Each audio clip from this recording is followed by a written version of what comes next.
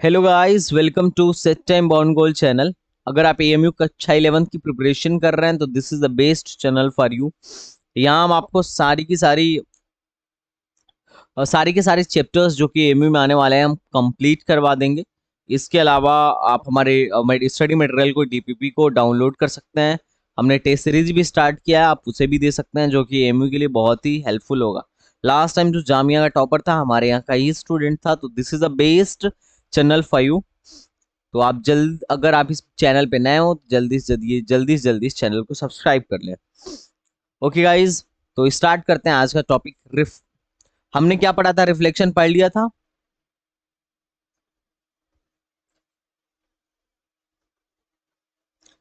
Refraction of light.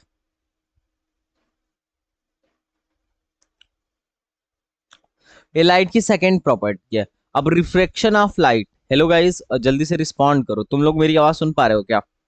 कितने लोग मेरी आवाज सुन पा रहे हैं? तो बताओ, तुमने रिफ्रैक्शन ऑफ लाइट में क्या पढ़ा है? बताओ।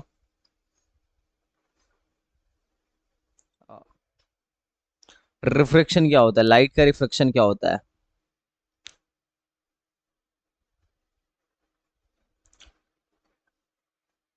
कुछ बताओगे?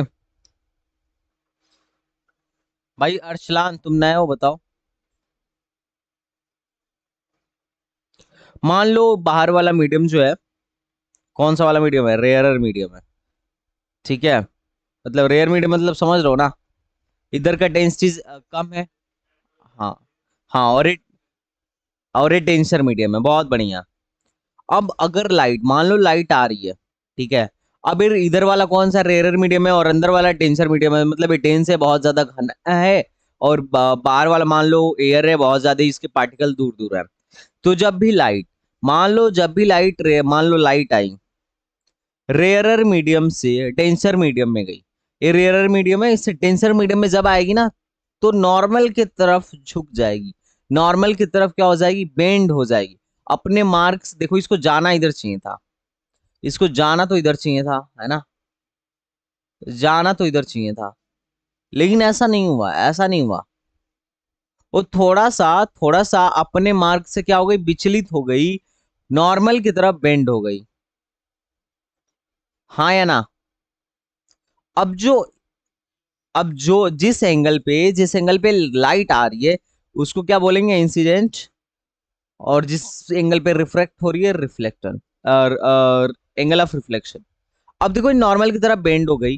तो अब तुम्हें बताओ, कौन सा वाला ज्यादा होगा? आई ज्यादा होगा या आर ज्यादा होगा?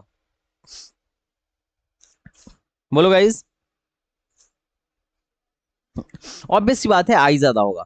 लेकिन अगर दूसरा मैं केस लेता, मान लो सपोज दैट दूसरा केस लेता, मान लो ये पूरा का पूरा ना डेंसर मीडियम है, ऐसा समझ लो। दिस इज अ पूरा का पूरा डेंसर मीडियम है। लाइट तुम्हारी डेंसर मीडियम में ही थी। लाइट मान लो लाइट डेंसर मीडियम में ही थी,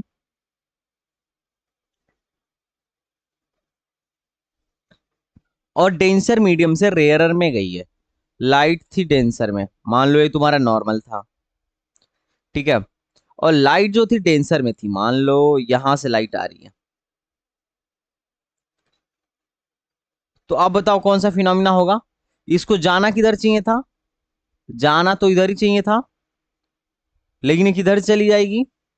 थोड़ी सी दूर हट के जाएगी। बात कितने लोगों को समझ में आ रहा है? हेलो। तो ये हो गया एंगल ऑफ रिफ्रैक्शन। तो रिफ्रैक्शन कौन सा फिनोमिना है? लाइट, जब भी लाइट अब मीडियम चेंज करती है, जब भी लाइट मीडियम चेंज करती है तो क्या होता है? वो अपने पाथ से डेविएट हो जाती है। अगर डेयर टू रेयर अगर रेयर टू डेंसर में जा रही है तो क्या होगा? नॉर्मल की तरफ झुक जाती है। और डेंसर टू रेयर में जा रही है तो नॉर्मल से दूर हट जाती है। This phenomena is called refraction. कितने लोगों को ये बात समझ में आ रहा है रिफ्रैक्शन के बारे में? बोलो दोस्त। अब देखो कौन सा डेंसर है और कौन सा रेयरर है, इसको कौन बताएगा? इसको म्यू बताएगा।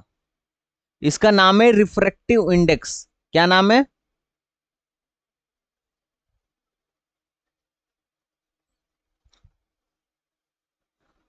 Refractive index. अब रिफ्रैक्टिव हर मीडियम का अपना रिफ्रैक्टिव इंडेक्स होगा। अब रिफ्रैक्टिव इंडेक्स से ही पता चलेगा कौन वाला रेयरर है और कौन वाला डेंसर है। मान लो, ध्यान से सुनना, ध्यान से सुनना। मान लो ये जो रेयरर है इसका रिफ्रैक्टिव इंडेक्स है म्यू 1, और जो डेंसर है इसका रिफ्रैक्टिव इंडेक्स है म्यू 2। रेयरर का रिफ्रैक्टिव इंडेक्स क्या है? म्यू 1। और डेंसर का रिफ्रैक्टिव इंडेक्स क्या है? म्यू 2। समझ में आ रहा है? बोलो दोस्त। नहीं समझ में आ रहा है? अच्छा, पता है, कई लोग इसको म्यू 1 की जगह N1 भी बोलेंगे। N1, N2। तो ये तुम्हारी जैसे यूपी बोर्ड वाले बोलते हैं, सीबीएसई बोर्ड वाले म्यू बोलते हैं, ठीक है? तो जिनके बुक में जैसा दिया गया रहता है वैसे ही बोलते हैं, ठीक है?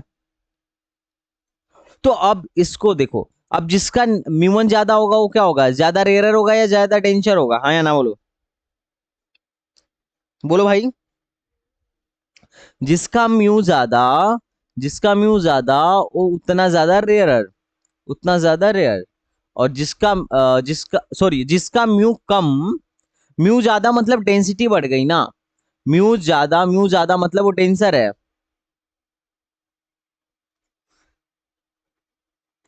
समझ में आ रहा है? नहीं, म्यू कम मतलब वो रेयरर है, ठीक है? तो ये ध्यान में रखना। अब इसके लिए दो लॉ दिए गए हैं। पहला बताओ, पहला लॉ बताओ। Incident ray, refracted ray, and normal drawn at incident point always in same plane. Incident ray, reflected ray और नॉर्मल सेम प्लेन में होंगे, पहली बात।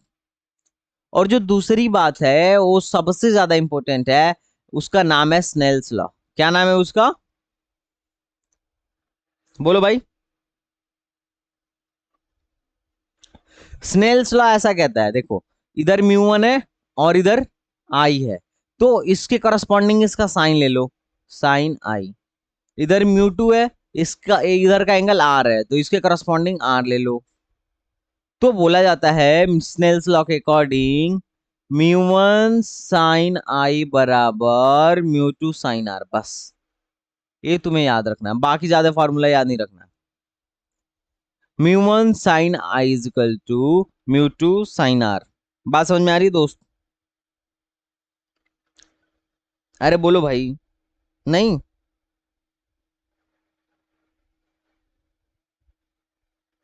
कितने लोगों को समझ में आ रही है? बोलो दोस्त। हेलो। कितने लोगों को समझ में आ रही है? Mu 1 sine i is equal to mu 2 sine r. कौन कौन क्लास में है? अर्शलान, तुम्हें समझ में आ रहा है? Arman, Shifa. Mu 2 sine i equal to sorry, mu 1 sine i equal to mu 2 sine r. तो ये बहुत ही सिंपल बात होगी ना, ये बहुत ही आसान सा फार्मूला है, इसमें कौन सा ज्यादा समझने वाला फार्मूला है?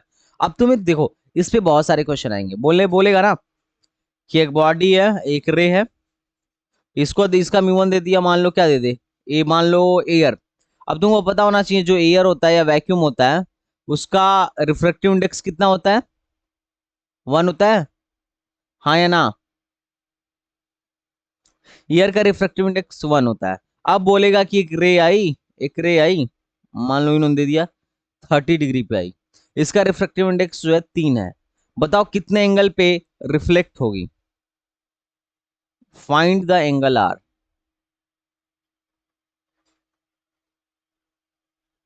बोलो भाई, कितने एंगल पे रिफ्लेक्ट होगी?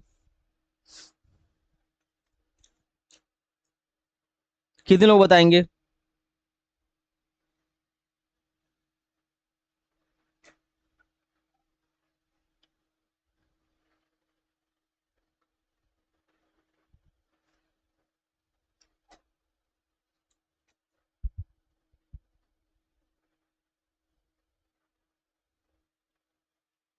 कितने एंगल पे रिफ्लेक्ट होगी गाइस, जल्दी से बताओ। मैं कैसे लगाऊं, मैं इसमें क्या लगाऊं, स्नेल्स लॉ लगाऊं। हमसे क्या पूछा गया है, आई दे दिया गया है जनाब, आई दिया गया है 30 डिग्री, N1 दे दिया गया है, N1 की वैल्यू क्या है 1, N2 की वैल्यू क्या है 3। तो स्नेल्स लॉ लगा लेता हूं। स्नेल्स लॉ क्या कहता है, N1 साइन आई बराबर N2 साइन आर। N1 की वैल्यू है 1, साइन आई 30, साइन 30 डिग्री की वैल्यू कितनी होती है दोस्त, हे दोस्त बताओ। 1/2 बराबर N2 साइन आर की वैल्यू, देखो N2 की भी वैल्यू दी हुई है, N2 की भी वैल्यू दी गई है, N2 मतलब 3, ये हो गया साइन आर। तो यहां से साइन आर क्या आ जाएगा 1/6। तो एंगल आर की वैल्यू क्या हो जाएगी, साइन को इधर ले आओ तो क्या हो जाएगा साइन इनवर्स 1/6 आंसर। तो ये कितने लोग को समझ में आएगी सर ऐसे लगाते हैं, स्नेल्स लॉ को का ऐसा यूज होता है।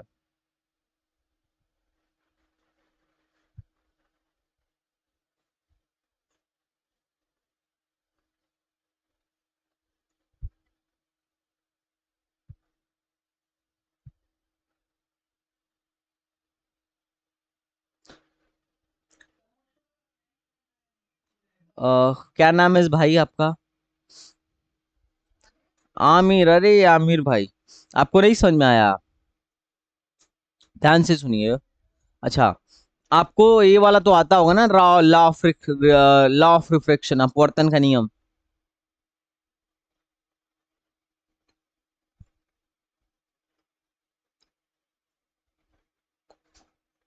लॉ ऑफ रिफ्लेक्शन, पहला तो लॉ वही वाला है कि ये तीनों क्या होते हैं, तीनों क्या होते हैं सेम प्लेन पे होते हैं, तीनों सेम प्लेन में होते हैं। दूसरा लॉ बस बढ़ गया एक, स्नेल्स लॉ। स्नेल्स लॉ क्या कहता है, अगर इधर का रिफ्रैक्टिव इंडेक्स म्यू1 है और इधर का इंसिडेंट एंगल आई है, इधर का एंगल आर है और इधर का रिफ्रैक्टिव इंडेक्स म्यू2 है, तो स्नेल्स लॉ के according N1 sine I is equal to N2 sine I R होता है बस। या कुछ लोग कहते हैं सॉरी म्यू1 साइन आई इजकल टू म्यू2 साइन आर, यूपी बोर्ड वाले कहते हैं N1 sine I is equal to N2 sine R. अच्छा, कुछ लोग ऐसे भी बोलते हैं, ध्यान से देखना, कुछ लोग बोलेंगे ना साइन आई और साइन आर इधर लेके आइए, कुछ लोग कहेंगे sine i upon sine r बराबर N2 अपान N1। अब N2 अपान N1 को लग कई लोग कहेंगे, कई लोग क्या कहेंगे बताओ, 2N1 ऐसा भी कहेंगे, कहीं देखा है ऐसा। तो सारी बातें एक ही हैं, मुझे इस वाले फॉर्मूले में ज्यादा कंफर्टेबल महसूस होता है तो मैं इस वाले फॉर्मूले से करता हूं, तुमको जिधर ज्यादा कंफर्ट महसूस हो तुम उधर से करवाए। अब एक क्वेश्चन था कि 30 डिग्री पे आ रही है N1, एयर एयर का रिफ्रैक्टिव इंडेक्स 1 होता है और डेंसर मीडियम जो है उसका रिफ्रैक्टिव इंडेक्स 3 है, तो बताओ कि कितने एंगल से निकलेगी। तो फार्मूला लगाया N1 sine I is equal to N2 sine r. N1 की वैल्यू 1 है, साइन आई मतलब साइन 30 का 1/2 बराबर N2 3 साइन आर। अब साइन आर की वैल्यू क्या हो जाएगी 1/6 आंसर है। किसी को डाउट हो तो बताओ यहां तक। आमिर डाउट क्लियर हो गया,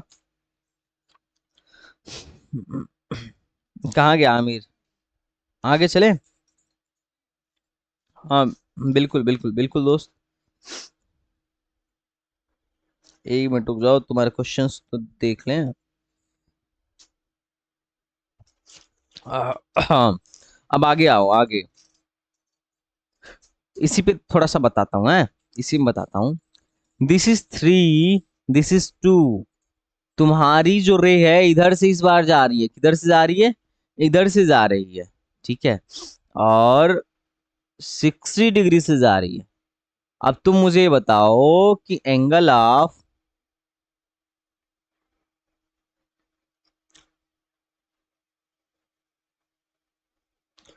रिफ्रैक्शन क्या होगा, आर की वैल्यू व्हाट। जुबैर भी आ गया, वाह वाह भाई जुबैर, बताओ।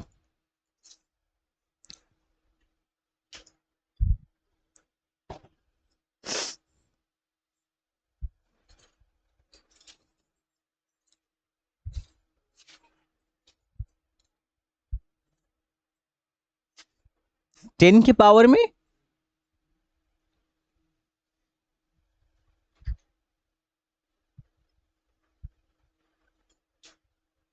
ओके, बताओ भाई, किसी और को आ रहा हो तो।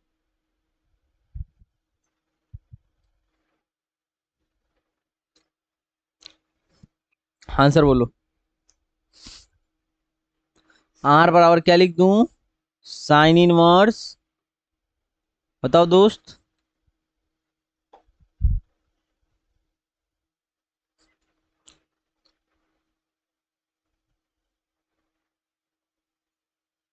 बहुत बढ़िया।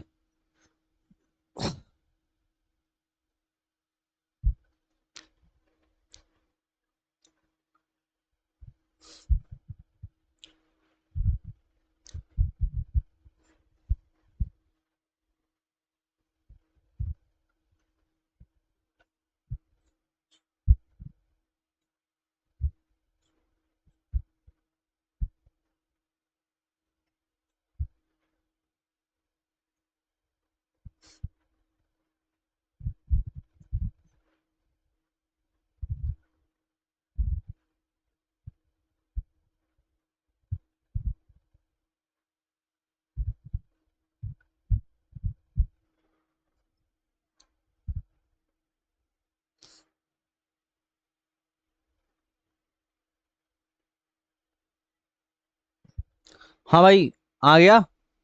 कितने लोग का आ गया? बाकी लोग कहाँ है? आंसर नहीं दे रहे हैं।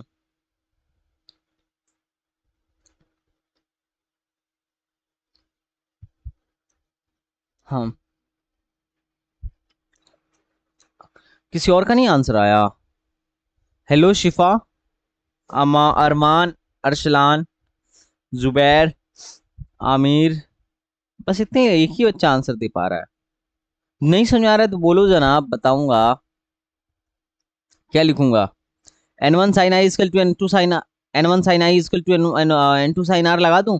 इधर का रिफ्रैक्टिव इंडेक्स 3 है, इधर में साइन आई साइन 60 बराबर, इधर का रिफ्रैक्टिव इंडेक्स 2 है, साइन आर, बस हो तो गया।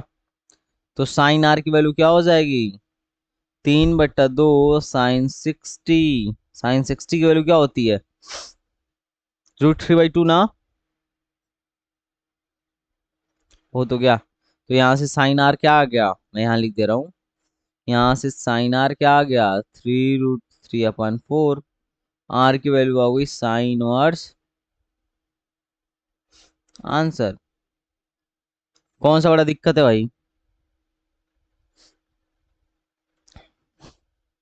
नहीं, बता दो यार,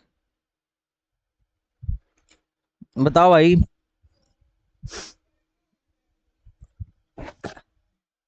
कौन सा एक में कर लिया?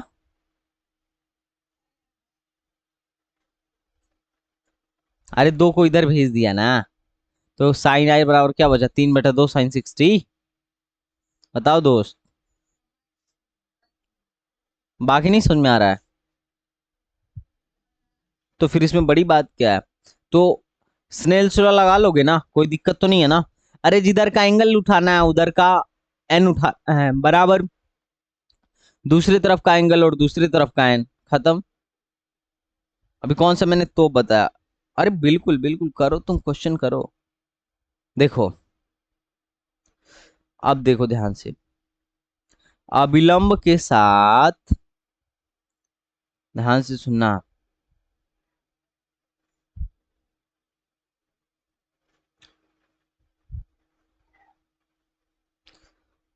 30 पर आई, 60 पर निकल गई, ठीक है? 30 पर आई, 60 पर निकल गई, find the ratio of their, find the ratio of their refractive index.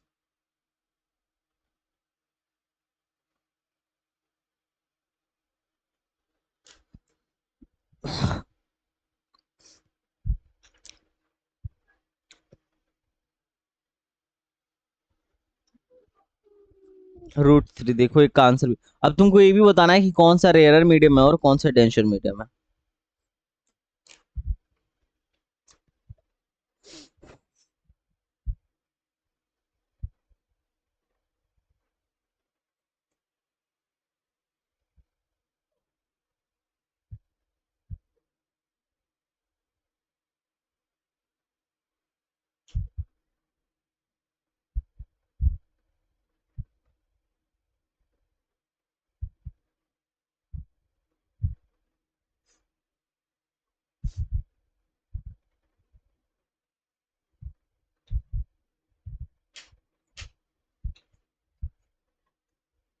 तुम सोचो।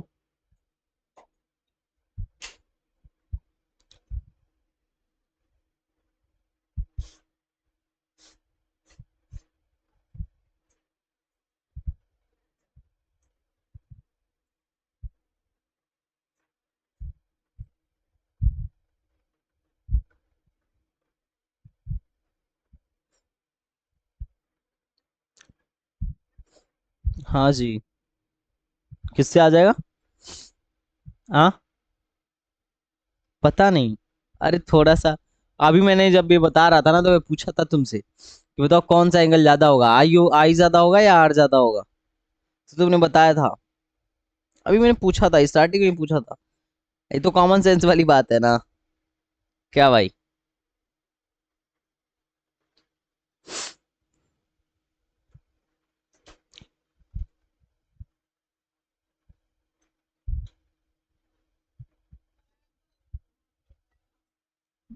अच्छा, देख लेते हैं। रिफ्रैक्टिव इंडेक्स का रेशियो पूछा है, ठीक है। मान लो n1 है, दिस इज, और दिस इज n2 है। तो मैं ऐसा बोलूं, n1 स्नेल लगाता हूँ, n1 sin 30 बराबर n2 sin 60। इसमें कोई दिक्कत? n1 और n2 का रेशियो चाहिए तो n2 को इधर भेज दो, इसको इधर भेज दो, तो क्या हो जाएगा? n1/n2 बराबर sin 60/sin 30। sin 60 की वैल्यू क्या होता है डियर? √3/2। और sin 30 की वैल्यू होती है 1/2। और √3 आंसर। अब तुमसे पूछा गया है कौन सा रेयर है और कौन सा डेंसर है। अर्शलान बताओ। अर्शलान, शिफा, बताओ भाई कौन सा रेयर है और कौन सा डेंसर है। तुम लोग माइक ऑन करके बातें करो भाई, मेरे साथ कम्युनिकेट करोगे तो। हाँ, हाँ ऑब्वियस सी बात है। देखो, जब भी डेंसर से रेयर में जाएगी तो क्या होगा? अभिलंब से दूर हट जाएगी, मतलब एंगल बड़ा हो जाएगा। तो दिस इज रेयरर और दिस इज डेंसर। यार क्या सी यासीन, यही नहीं पकड़ पा रहे हो? यहाँ पूछा था ना कौन सा एंगल बड़ा होगा। यहाँ पूछा था जब कौन सा एंगल बड़ा होगा तो तुमने बोला था आई एंगल बड़ा होगा। हाँ। अरे कह रहे कौन सा है? भाई 30 डिग्री ज्यादा है कि 60 डिग्री ज्यादा है जी? बताना इनको। अरे अभिलंब से ही तो है, का अभिलंब है? नॉर्मल तो यही है ना। देखो, नॉर्मल तो यही है ना। हम एंगल कहाँ से लेते हैं भाई? आई और आर कहाँ से लेते हैं? नॉर्मल से ही लेते हैं ना। ये बताओ। ऐसे ही होगा। बताओ। चलो भाई। तो अब तो नहीं, अब तो दिक्कत नहीं होगा ना गाइस। हेलो। ठीक है भाई, बहुत बढ़िया। एक क्वेश्चन और देता हूँ, देखता हूँ कितने लोग कर पाते हैं, ठीक है। ध्यान से देखना।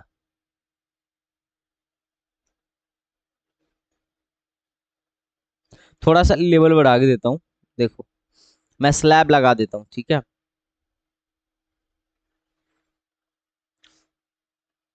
स्लैब से कैसे रिफ्रैक्टिव इंडेक्स होता है उसको हम देख लेते हैं, ठीक है।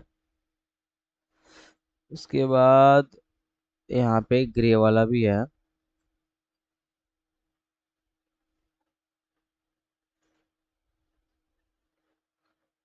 ये ट्रांसपेरेंट स्लेब है, ठीक है। मैंने अलग अलग भले ही कलर लिया है, लेकिन ये क्या है गाइस?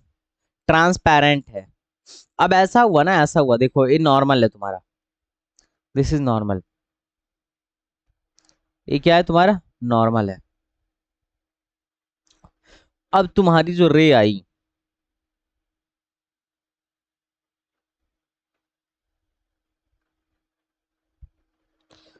मान लो 60 डिग्री पे आ गई,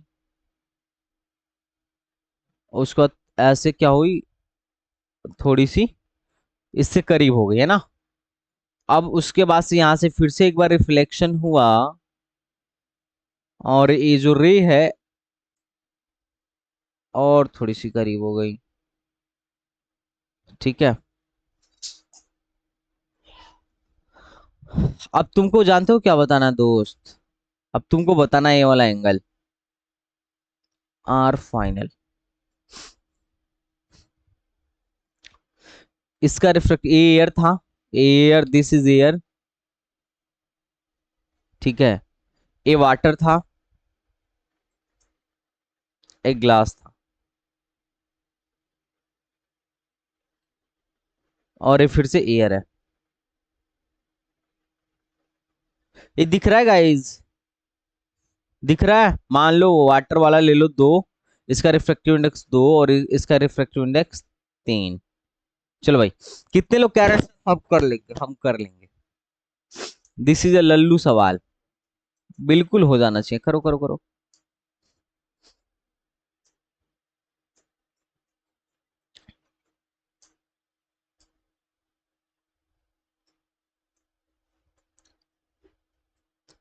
Arsalan, can you solve this problem?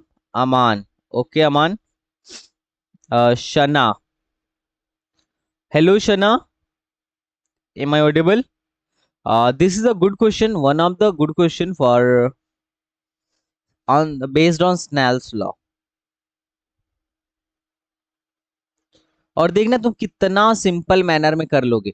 एक नहीं 10 स्लैब भी लगा दिया जाए ना तुम्हारे सामने, 10 स्लैब भी लगा दिया जाए, तब भी तुम कर सकते हो इजिली। ठीक है दोस्त, this is a very easy topic. This is a glass.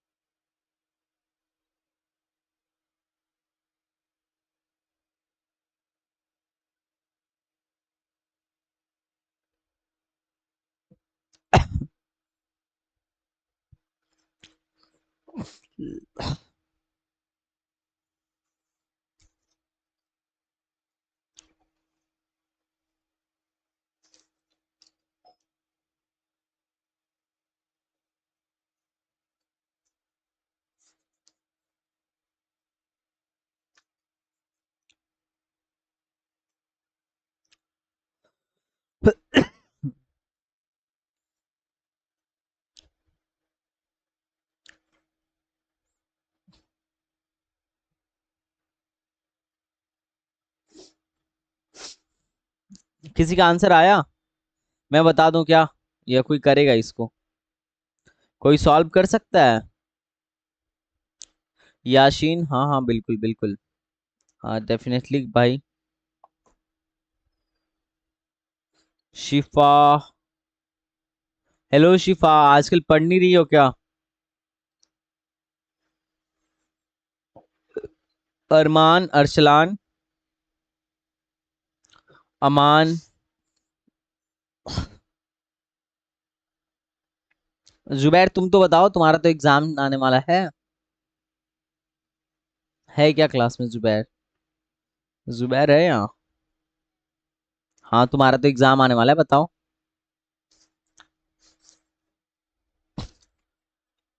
अच्छा, तुम्हें लॉ ऑफ रिफ्लेक्शन समझ में आया है जो मैं पढ़ा रहा था, स्नेल्स लॉ, इससे पहले वाला सवाल? अच्छा लेट आए हो। देखो कुछ नहीं होता यार, ऐसा मसला होता है ना कि जब भी रिफ्लेक्शन होता है, सॉरी रिफ्रैक्शन होता है, तो रिफ्रैक्शन में क्या होता है, अगर लाइट डेंसर से रेयरर में जा रही है तो क्या होती है, अभिलंब की तरफ, नॉर्मल की तरफ झुक जाती है। सॉरी, रेयरर से डेंसर में जाएगी तो नॉर्मल की तरफ झुक जाएगी, और डेंसर से रेयर में जाएगी तो नॉर्मल से दूर हट जाएगी। ऐसा ही था ना? अरे बोलो यार। हाँ, तो उसके लिए कितना एंगल झुकेगी, कितना एंगल हटेगी, इसके लिए स्नेल से अपना लॉ दिया था।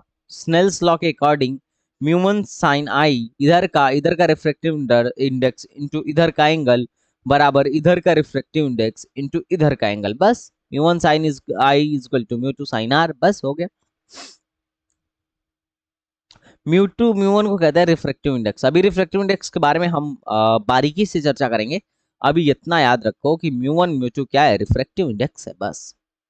उसके बाद मैंने बहुत सारे क्वेश्चन कराए, अभी और भी क्वेश्चन चल रहा है। ये उनमें से one of the best question है, ठीक है, इसको ट्राई करो, definitely you can do this.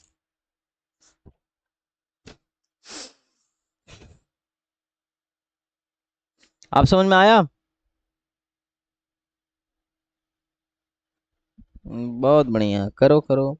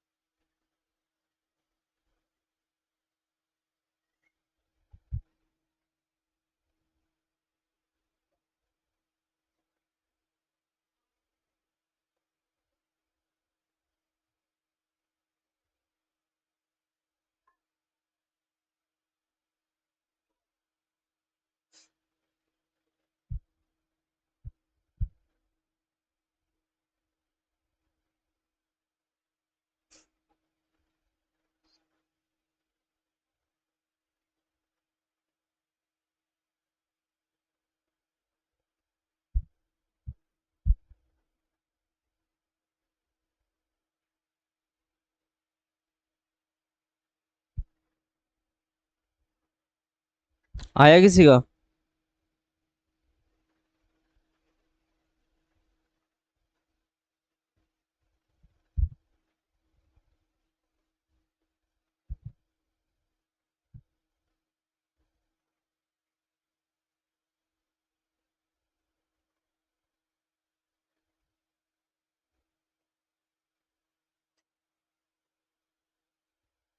हाँ जी, हाँ जी।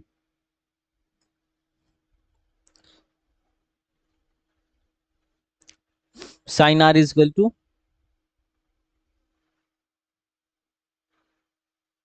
मतलब वन बाई रूट थ्री।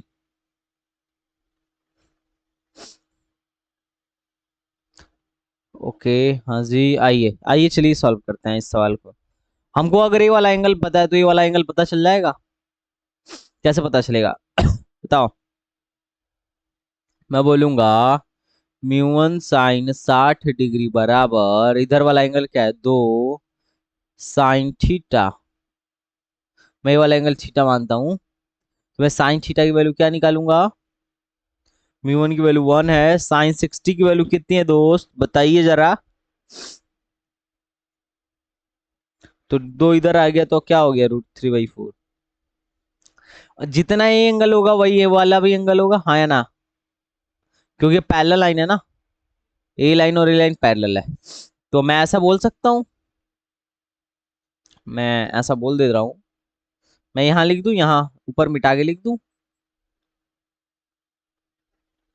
मैं बोलता हूं sine theta into mu two, इधर का रिफ्लेक्टिव इंडेक्स 2 है, बराबर मैं मान लेता हूं, इधर वाले एंगल को कुछ मान लूं, क्या मान लूं बताओ, थीटा 2 मान लेता हूं, है 3 sin θ2। साइन थीटा की वैल्यू कितनी है गाइस, √3/4 मल्टीप्लाई बाई 2 बराबर 3 sin θ2। दो से दो काट दो, इसको इधर लेके आओ, तो sin θ2 क्या आ गया यहां से,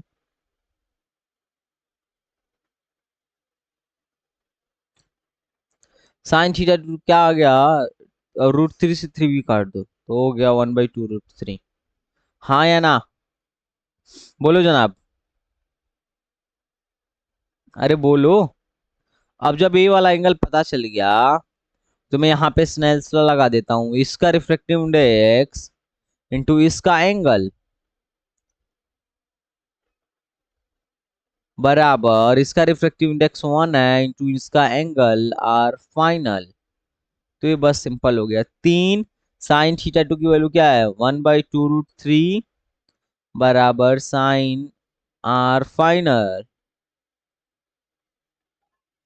लाहौल बिलकवा, देखो क्या आ गया।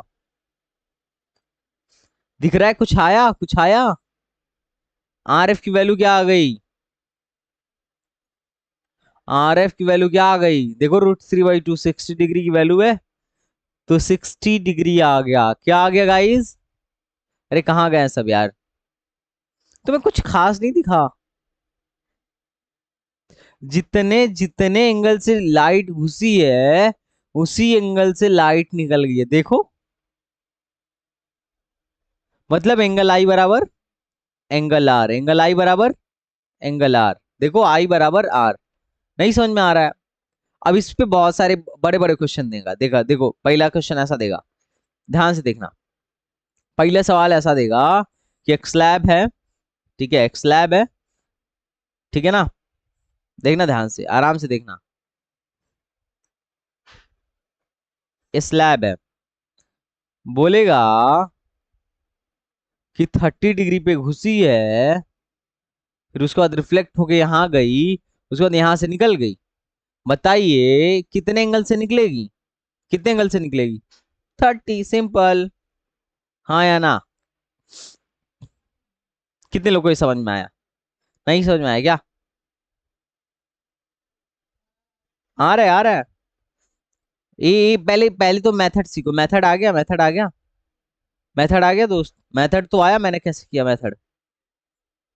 अब मान लो तुम्हें डराने के लिए बोलेगा, लो मैं तुम्हें डराना चाहता हूँ। अब डराने के लिए इसने क्या किया? एक स्लैब, ठीक है,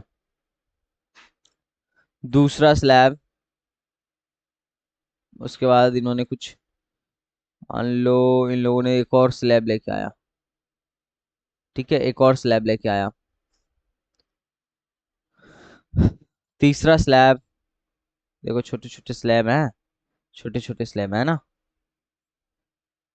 और मान लो कोई और एक स्लैब है यहाँ पे, चौथा स्लैब।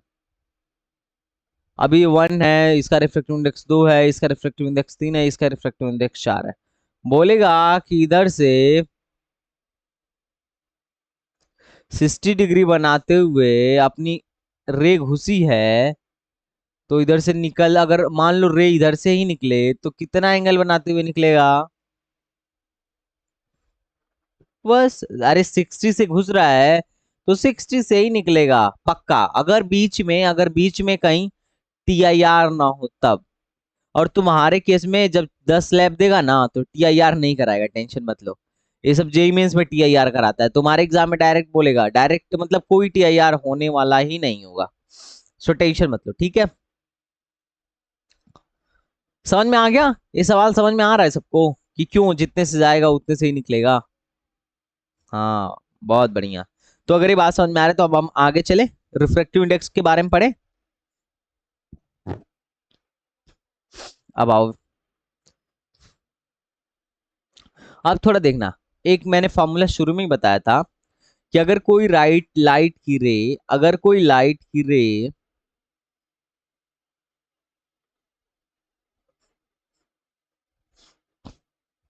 अच्छा, एक सवाल तुमसे और पूछा जा सकता है, पता है?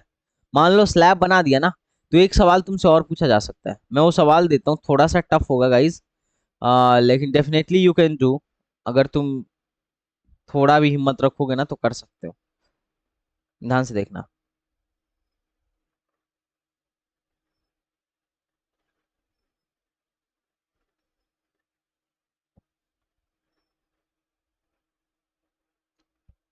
ये सारे स्लैब है, ट्रांसपेरेंट है, ठीक है। मैं भले अलग अलग कलर से बना रहा हूँ, लेकिन ये कैसे हैं स्लैब?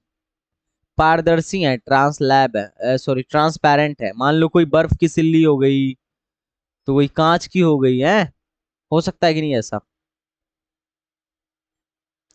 Crystal clear. कितना स्लैब दिख रहा है तुमको? जितना भी दिख रहा हो। सॉरी। इसका 1 है, इसका 2 है, इसका 3 है, इसका रिफ्रैक्टिव इंडेक्स 4 है, इसका रिफ्रैक्टिव इंडेक्स 5 है, इसका 6 है, इसका 7 है, इसका 8 है ना? अब यहां से तुम्हारी रे घुसी है 30 डिग्री से, है ना? तो बताओ, तो तुम्हें ये बताना है,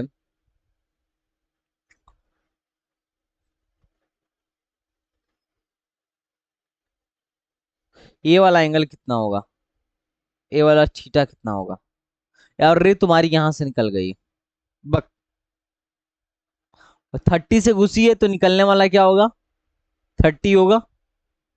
अब बस ये पूछा जा रहा है, तो ये कैसे निकालोगे? स्नेल्स लॉ लगा लो इस पॉइंट पे, इस पॉइंट पे स्नेल्स लॉ लगा लो।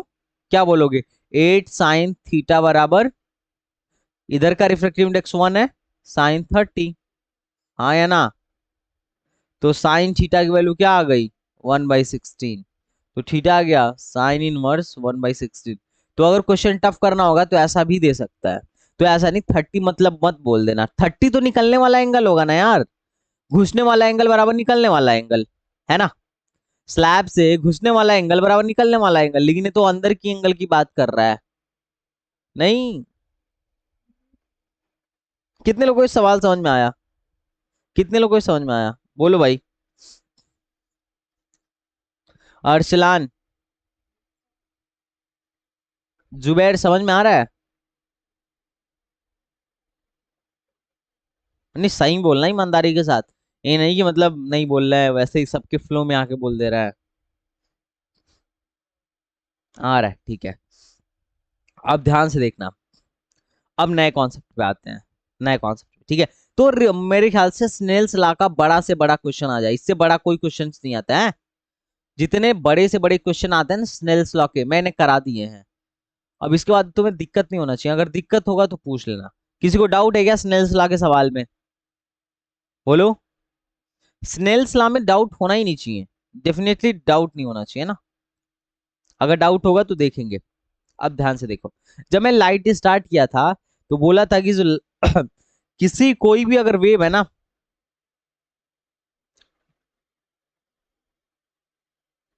उसकी वेलोसिटी क्या होती है? एन लेमडा होती है। हाँ या ना?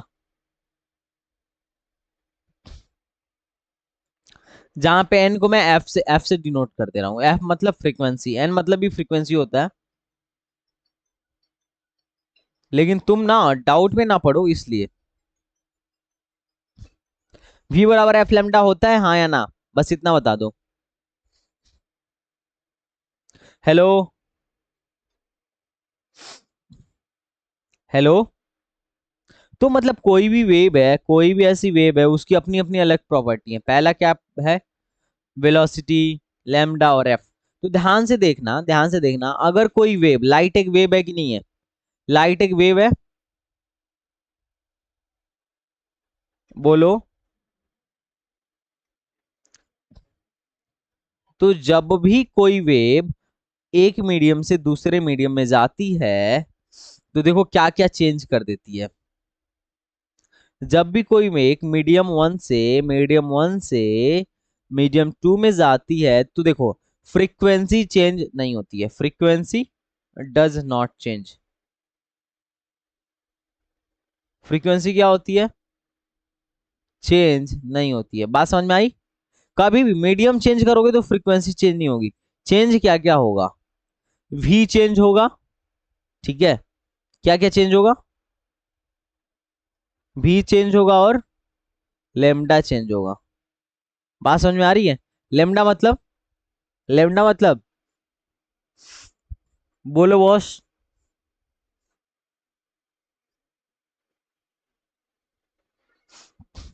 हाँ, लेमडा मतलब वेवलेंथ।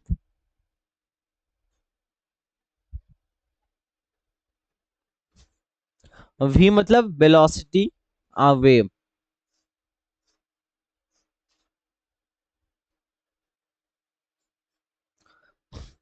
तो जब भी मीडियम में, जब भी एक मीडियम से दूसरे मीडियम में जाएगी तो क्या क्या चेंज होगा? बोलो दोस्त।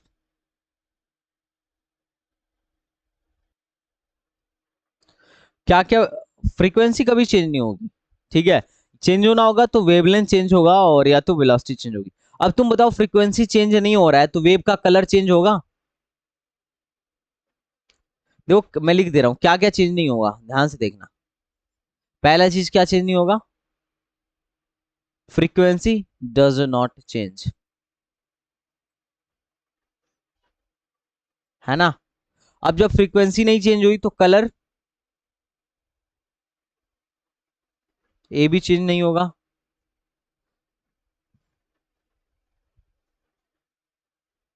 है ना। अब चेंज क्या क्या होगा? वेलोसिटी चेंज होगा और लेमडा चेंज होगा, हाँ या ना? बता दो भाई। ठीक है। अब तुम बताओ, अब मैं जस्ट जस्ट छोटा सा इमेजिनेशन करवाता हूँ। जस्ट एक इमेजिनेशन है, कोई रूल वगैरह नहीं है, ठीक है। This is not a rule, this is a imagination, just एक स्मॉल सा इमेजिनेशन है। अब मान लो लाइट है, ठीक है। और रेयर मीडियम से आ रही है, इधर से मतलब एयर में से, ये बाहर वाला एरिया एयर है और अंदर वाला मान लो वाटर है। तो रेयरर से आ रही है और डेंसर में घुस रही है।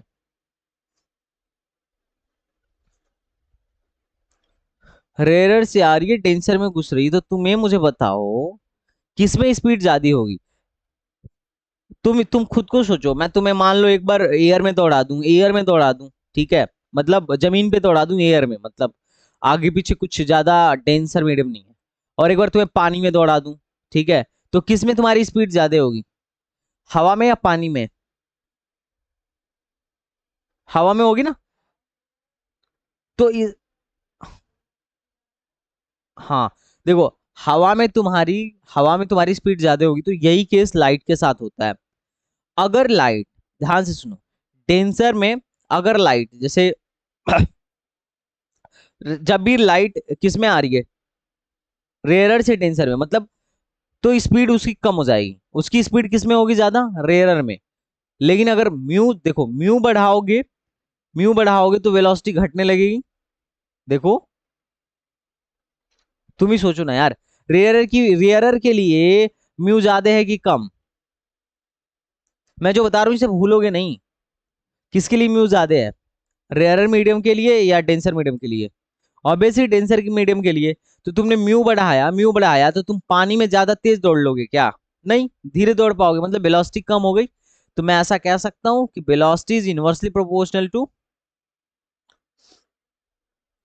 म्यू, हाँ या ना?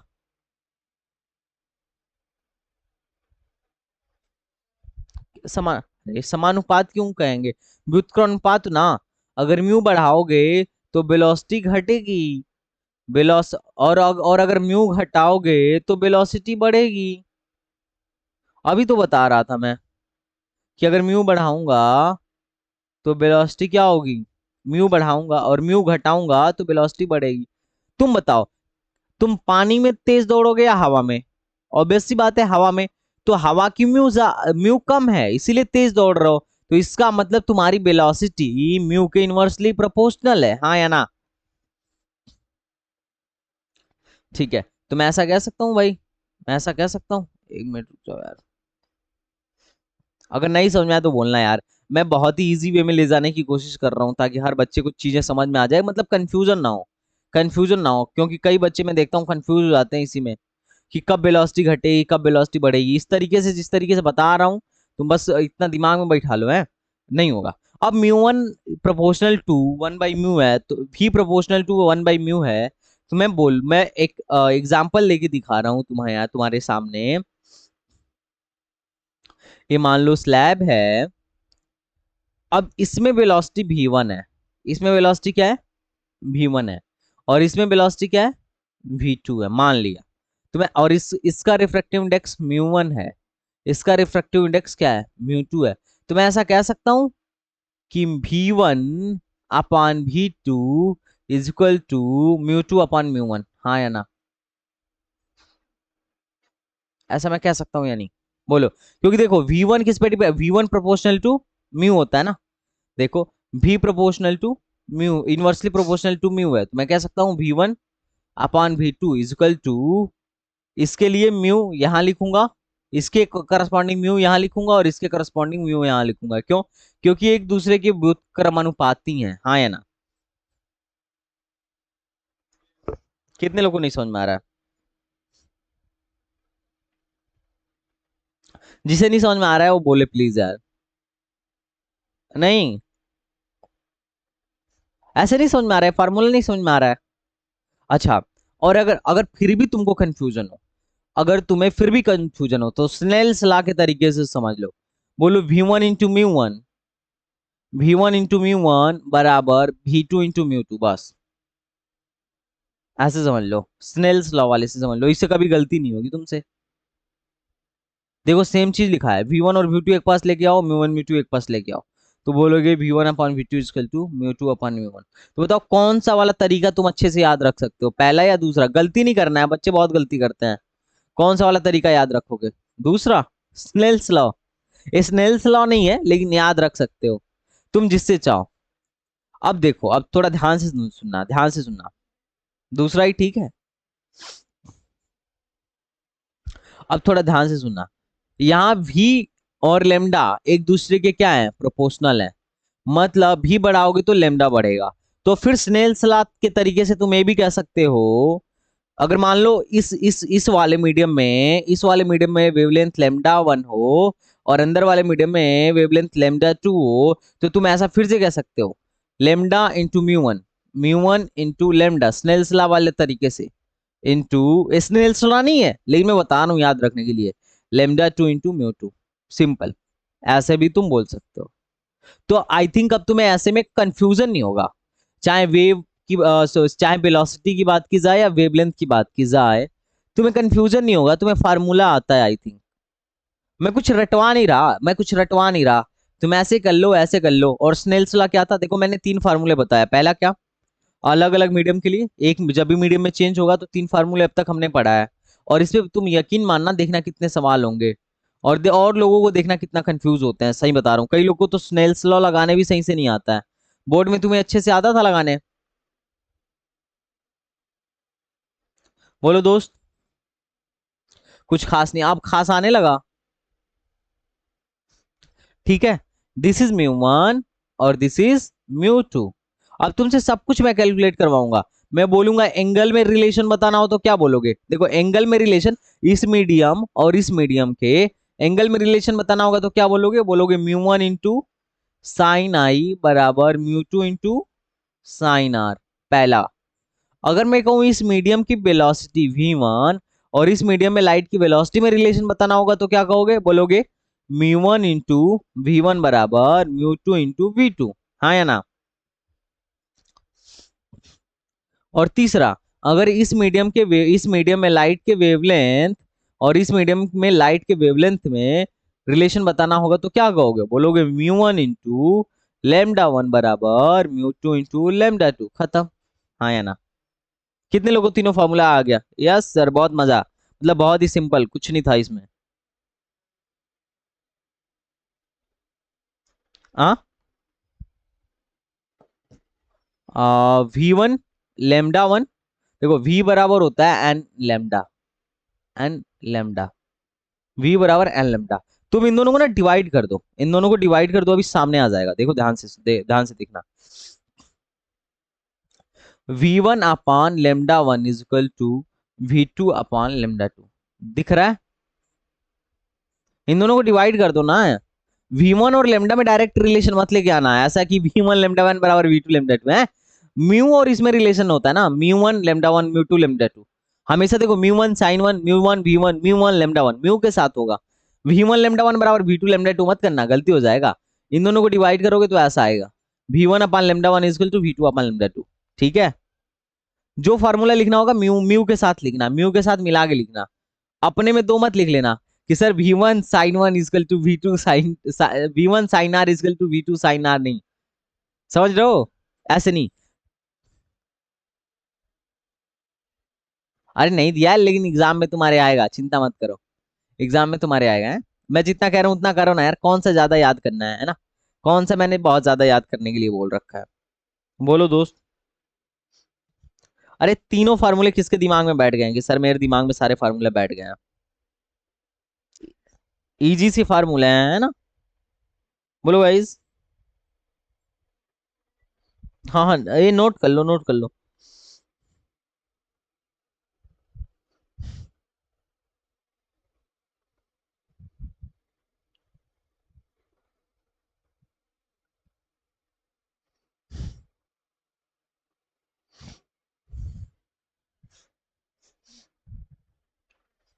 क्या हुआ?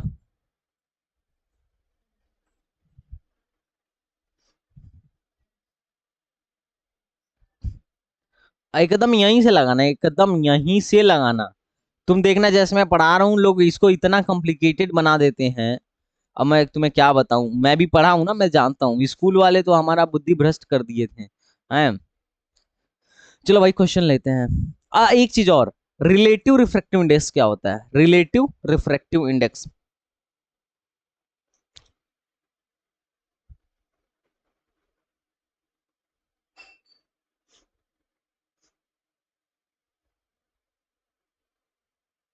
रिलेटिव रिफ्रैक्टिव इंडेक्स का मतलब है ना, किसी एक चीज का रिफ्रैक्टिव इंडेक्स दूसरे के रिस्पेक्ट में। जैसे मैं बोल रहा हूं, ग्लास का रिफ्लेक्टिव इंडेक्स बताओ वाटर के रिस्पेक्ट में, तो तुम कुछ मत करना, किसका रिफ्रैक्टिव इंडेक्स बताना है, ग्लास का, किसके रिस्पेक्ट में, नीचे, बस हो गया। इसको कंबाइन तरीके से ऐसे लिखते हैं, W G with respect to, sorry, mu G with respect to W, this is a relative refractive index. कितने लोगों को समझ में आ गया कि this is a relative refractive index? नहीं? बोलो भाई। हाँ हाँ, बिल्कुल आता है, बहुत आता है, बहुत आता है यार। रिलेटिव रिफ्रैक्टिव, जैसे फॉर एग्जांपल एक क्वेश्चन दे रहा हूं, रिफ्रैक्टिव इंडेक्स ऑफ वाटर दिया है 4/3, and refractive index of glass दिया हुआ है 3/2। कैलकुलेट करिए refractive index of glass, refractive index of glass with respect to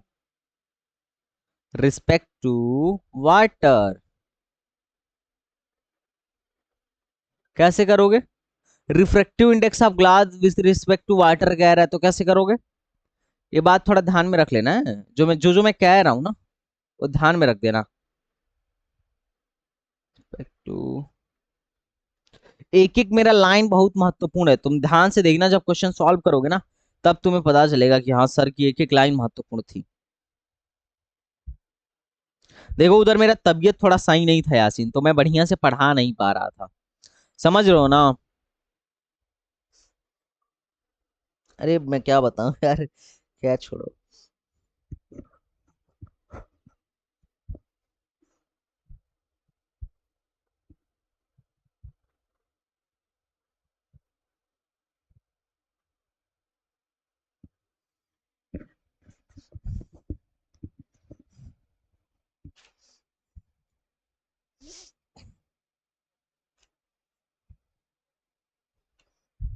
अरे कुछ नहीं है इस सवाल में, क्या है, refractive index of, calculate refractive index of glass with respect to water. मतलब कह रहा है refractive index of glass calculate करना है, जिसका कैलकुलेट करना है उसको ऊपर, और जिसके रिस्पेक्ट में कैलकुलेट करना है उसको नीचे। तो ग्लास ग्लास का रिफ्लेक्टिव इंडेक्स 3/2 है, और वाटर का रिफ्लेक्टिव इंडेक्स क्या है, 4/3 है। तो क्या हो जाएगा, 9/8। बस आंसर। कहाँ 3/9/8? अब इसको कंबाइंड रूप से देखो, ऐसे लिखते हैं, म्यू जी अपान म्यू डब्ल्यू है ना, तो म्यू जी रहने दो और डब्ल्यू को ऊपर ले जाओ। अगर कभी ऐसा लिखा हुआ है तो क्या समझोगे, refractive index of glass with respect to water, क्या लिखोगे, समझोगे? ऐसे देखो, म्यू 1 2 लिखा रहता है ना, तो इसका मतलब साफ है refractive index of second with respect to refractive index of first. समझ में आ रहा है? तो ये जनरल नोटेशन है, जनरल स्टैंडर्ड मेथड है लिखने का। ये याद रखना दिमाग में। कई लोग इसको ना पढ़ने लगते हैं ऐसा म्यू वन अपन म्यू टू, जो कि गलत है। समझ रहे? इसको क्या पढ़ेंगे? जो नीचे रहेगा mu two upon mu one. हाँ या ना? कितने लोग को पल्ले पड़ रहा है कि सर आपकी बातें मेरी समझ में आ रही हैं? देखो मैं छपवाता नहीं हूँ, देखो मैं छपवाता कम हूँ, मैं न्यूमेरिकल अप्रोच ज्यादा रख पाता हूँ। ठीक है? तो यार न्यूमेरिकल अप्रोच में ज्यादा फायदा होता है, उससे कॉन्सेप्ट भी क्लियर रहता है, थियरी भी क्लियर रहती है। अब देखो, अगर तुमसे बोला जाए कि लाइट जो है मीडियम चेंज कर रही है, इसमें फ्रीक्वेंसी 50 हर्ट्ज थी। ठीक है? इसमें देखो, अब मैं पिछली बार क्या हुआ ना, ये फार्मूला बताया एक बच्चे को, ए वाला म्यू वन वाला। अब क्वेश्चन में बोला था कि इसमें फ्रीक्वेंसी मान लो कितनी हर्ट्ज है, 50 हर्ट्ज है, तो इसमें फ्रीक्वेंसी क्या होगा? तो अब वो ये फार्मूला पा गया था, उसने झोंक दिया, बोला sir mu one F one बराबर म्यू टू एफ टू। अबे गलत बात है, मैंने पहले ही बोला था क्या चेंज नहीं होगा। मैंने मैंने क्या बोला था? मैंने यहाँ कहीं लिखा था फ्रीक्वेंसी चेंज नहीं होगी। कहाँ लिखा है? Frequency does not change. तो आप बताओ तुम, अब यहाँ पे मैंने तुम्हें फार्मूला बता दिया, तो ऐसा तो है नहीं तुम हर बार झोंक दो। अबे गलत हो गया उसका। तो फ्रीक्वेंसी क्या है? चेंज नहीं होगी। जब फ्रीक्वेंसी चेंज नहीं होगी तो कलर भी चेंज नहीं होगा। अब लाल रंग की कलर हवा में है, ठीक है, मान लो एक सन की लाइट है जो लाल रंग की है, अब वो हवा में है, अब पानी में भेजोगे तो पीला हो जाएगा क्या? नहीं, फ्रीक्वेंसी चेंज नहीं हो रही है तो कलर भी चेंज नहीं होगा। तो इस बात का ध्यान रखना है, हर जगह फार्मूला नहीं झोंकना है। हाँ या ना?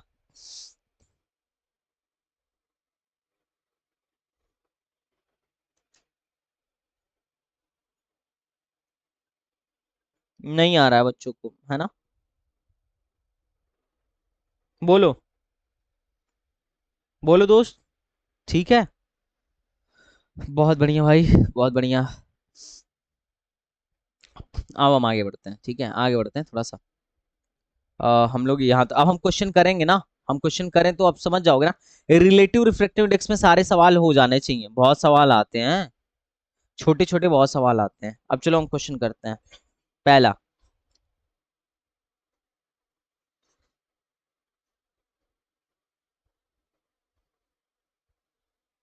Speed of water,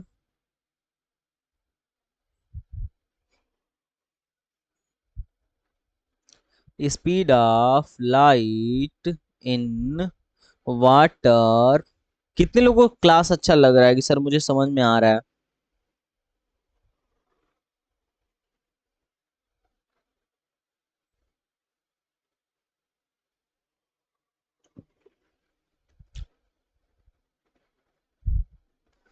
calculate reflective index in water of water, sorry.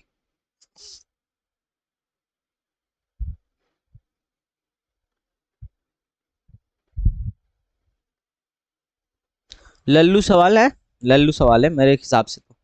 देखो तुम्हारे हिसाब से कौन सा सवाल है?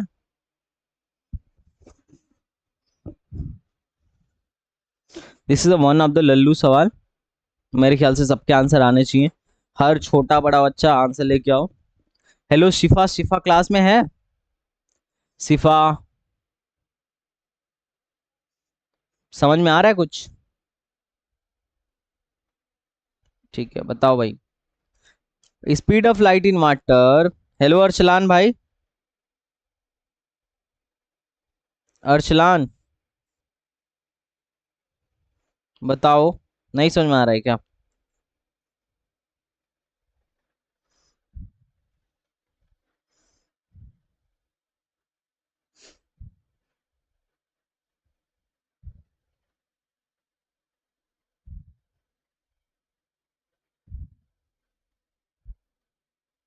हाँ ऑब्वियस बात है, अगर एक बोल रहा है, अगर कुछ नहीं दिया है ना तो डायरेक्ट एयर ले लो, कि एयर से वाटर में जा रहा है।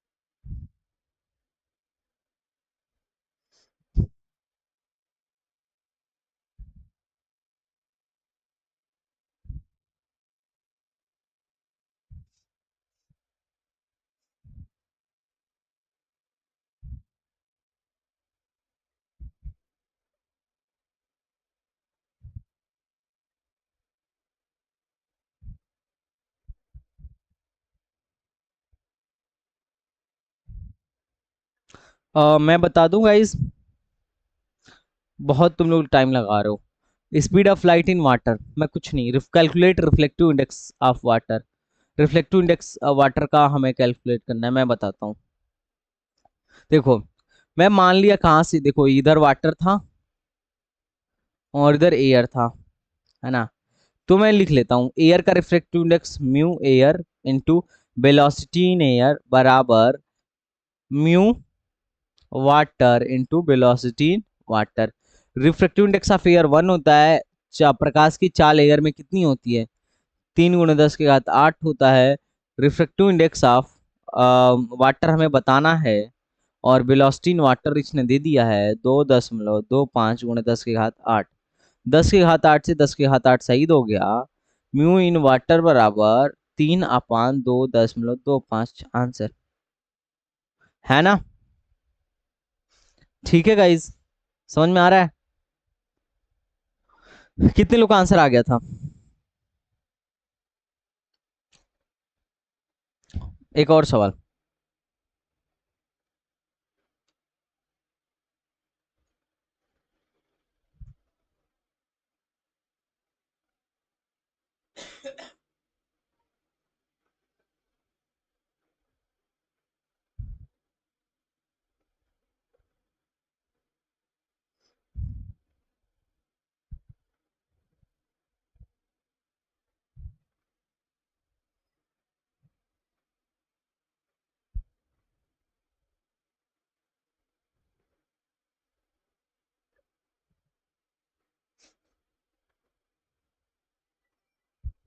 अब देखो, जब भी अगर दूसरा वाला मीडियम नहीं दिया है ना, तो पक्का दूसरा वाला मीडियम क्या है, या तो एयर है या वैक्यूम है ना। ठीक है,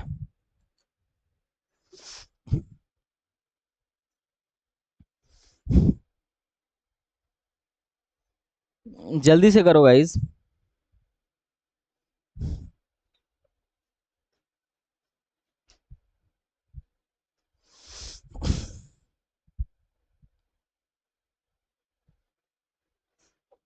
3/।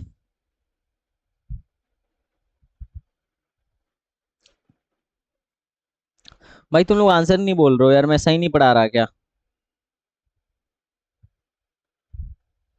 बोलो भाई।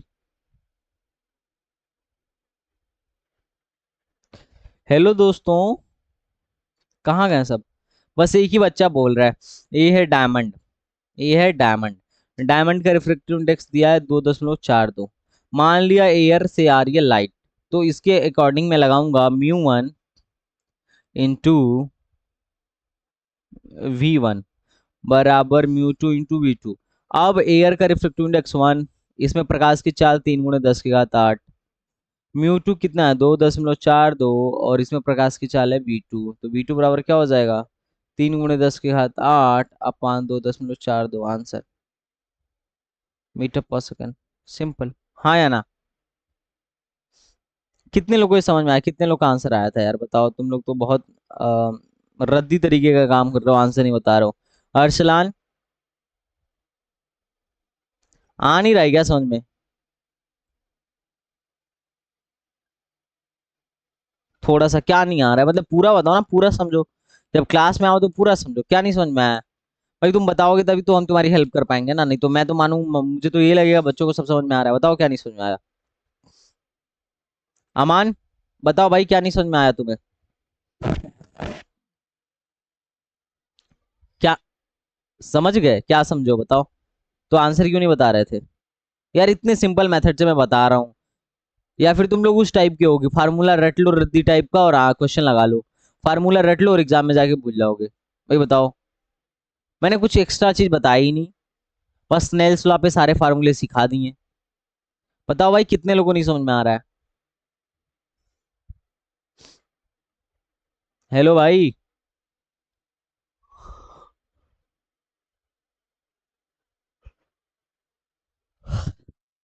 नहीं, क्या दिक्कत है आमिर? तुम लोग आंसर नहीं बता रहे हो और कह रहे हो क्वेश्चन पे आइए। लल्लू सवाल है। इत, ये कितना लल्लू सवाल था? क्या दिक्कत है? इधर मान लो एयर से डायमंड में जा रहा है, कुछ दिया नहीं है कि कहाँ से कहाँ जा रहा है, तो मैंने मान लिया एयर से डायमंड में जा रहा है, क्यों? क्योंकि एयर पे वेलोसिटी हमको पता है। तो एयर का रिफ्रैक्टिव इंडेक्स इनटू इसकी वेलोसिटी बराबर इसके डायमंड का रिफ्रैक्टिव इंडेक्स इनटू इसका वेलोसिटी, बस हो गया। आ गया V2, क्या दिक्कत था। मारे हो तुम लोग, मतलब वो मचा दियो यार, ऐसे करोगे तो मैं लल्लू सा पढ़ा के चला जाऊंगा, ठीक है। अगर ठीक से पढ़ना है, बढ़िया लेवल का पढ़ना है तो यार 7 2 7, ऐसे थोड़ी ना होगा।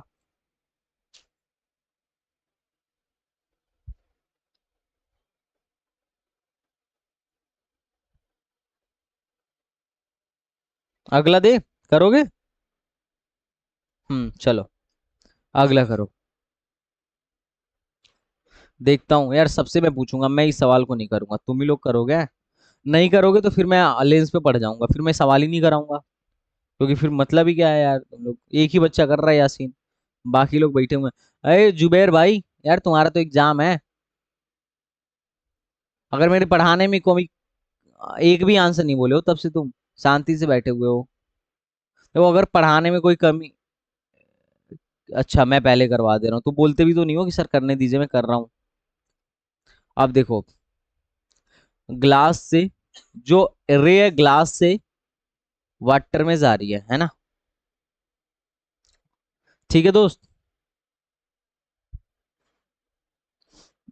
मान लो ग्लास ग्लास का रिफ्लेक्टिव इंडेक्स कुछ मान लो, किसका ज्यादा होगा ये बताओ, वाटर का या ग्लास का।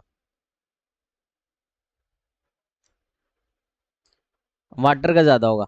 अरे कौन सा ज्यादा डेंस है, ग्लास ज्यादा डेंस है ना। जितना घना उसका ज्यादा उतना, ठीक है। मान लो ये 3/2 है और दिस इज 3/4 है, सॉरी 4/3 है, दिस इज 4/3 है। ठीक है। अब मेरे यहां से यहां गई है। अब तुम बताओ, ठीक है तुम बताओ, पहले ध्यान से सुनना, ध्यान से सुनना। फाइंड करना है, इसमें प्रकाश की चाल मैं क्या मान लूं, इसमें प्रकाश की चाल मान लेता हूँ 2.5, 2.25 10⁸ मीटर पर सेकंड। अब बताओ find velocity of light in water. सारे लोग आंसर बताएंगे है ना।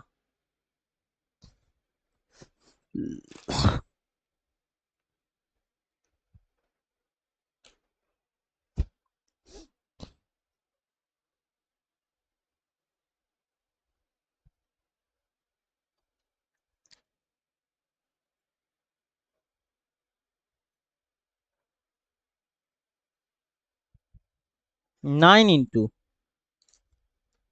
अरे यार कितने लोग आंसर आ रहा है। अच्छा फ्रैक्शन में है, ठीक है।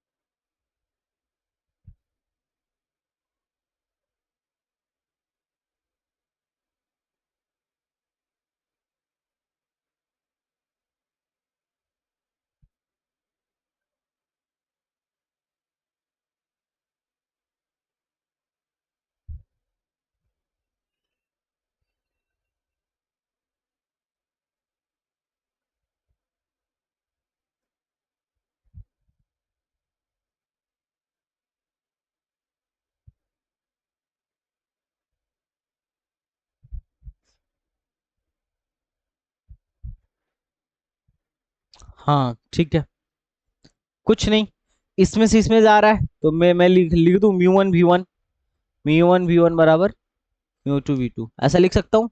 इधर का म्यू क्या है, 3/2,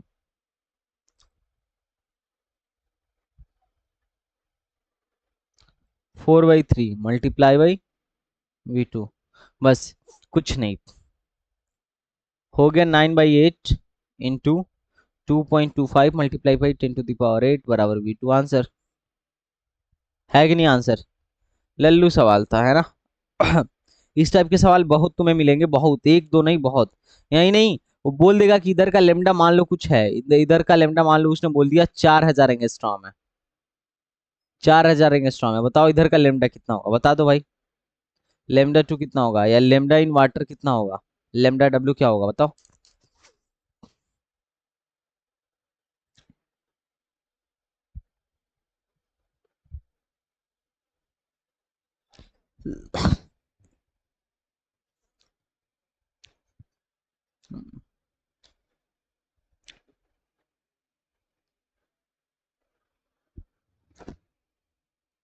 तो बताओ, तुम बताओ। इंटू 4,000, ठीक है। अरे फार्मूला तो सेम ही है ना, है कि नहीं। ठीक है भाई, बढ़िया।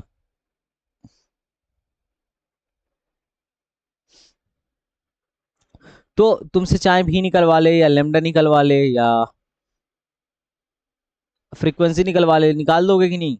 अगर इधर फ्रीक्वेंसी मान लो कितना है, मान लो 20 हर्ट्ज है, तो इधर की फ्रीक्वेंसी कितनी होगी, इसमें कितनी फ्रीक्वेंसी होगी, बताओ। मैं एक अपने मन से डाटा मान रहा हूँ, अप्रोक्स 20 ही रहेगा, ठीक है। तो ऐसे क्वेश्चन,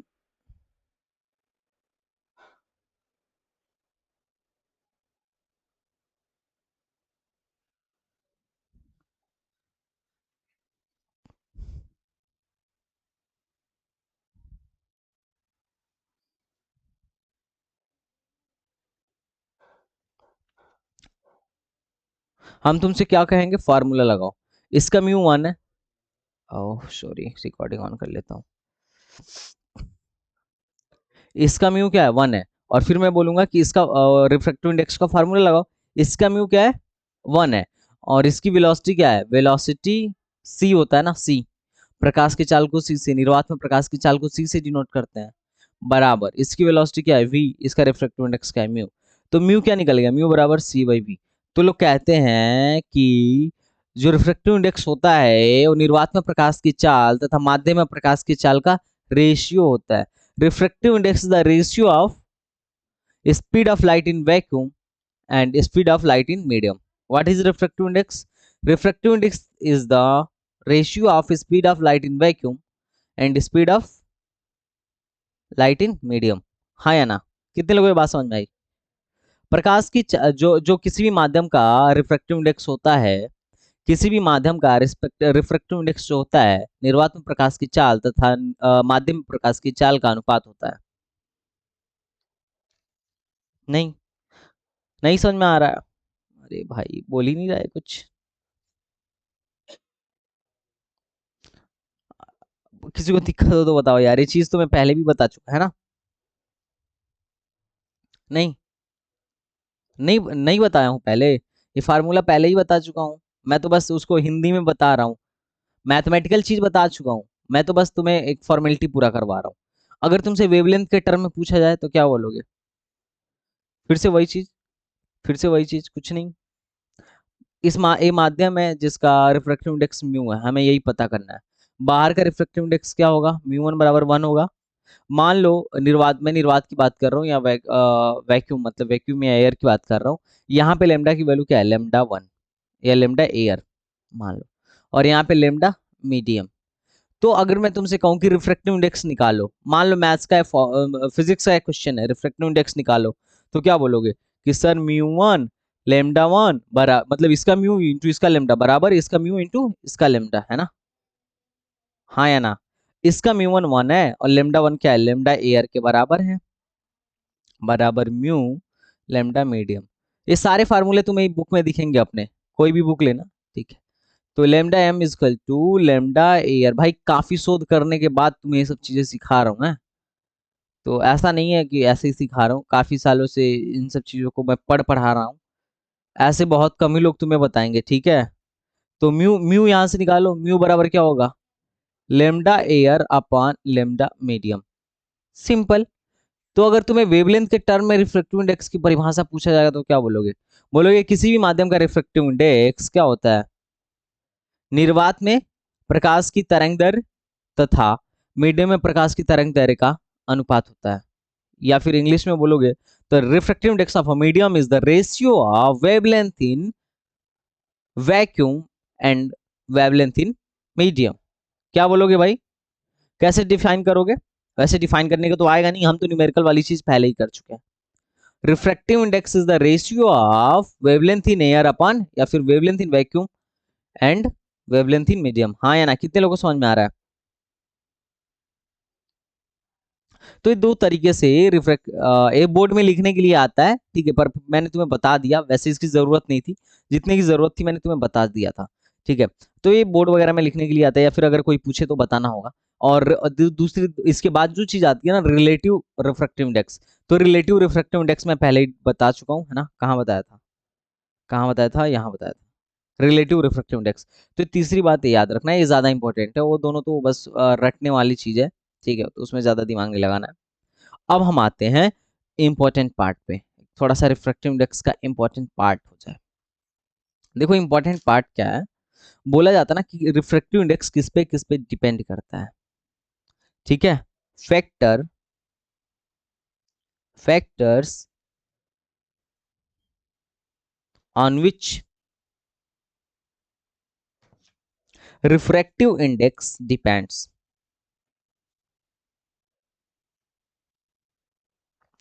मैं रिफ्रैक्टिव इंडेक्स ऑफ मीडियम को म्यू लिख दे रहा हूं।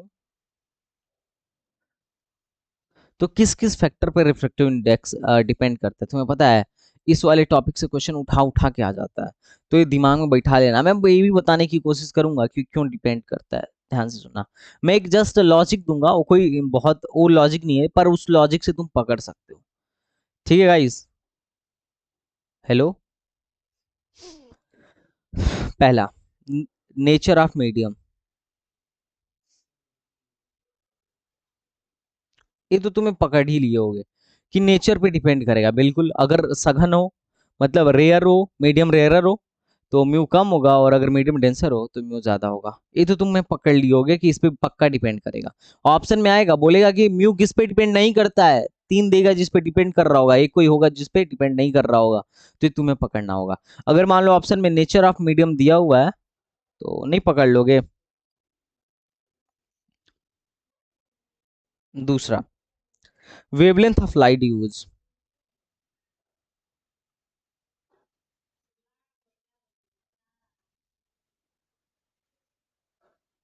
इससे पकड़ लोगे कि मीडियम में वेवलेंथ देखो, इसके फार्मूले में वेवलेंथ नहीं आ रहा है, म्यू क्या होता है,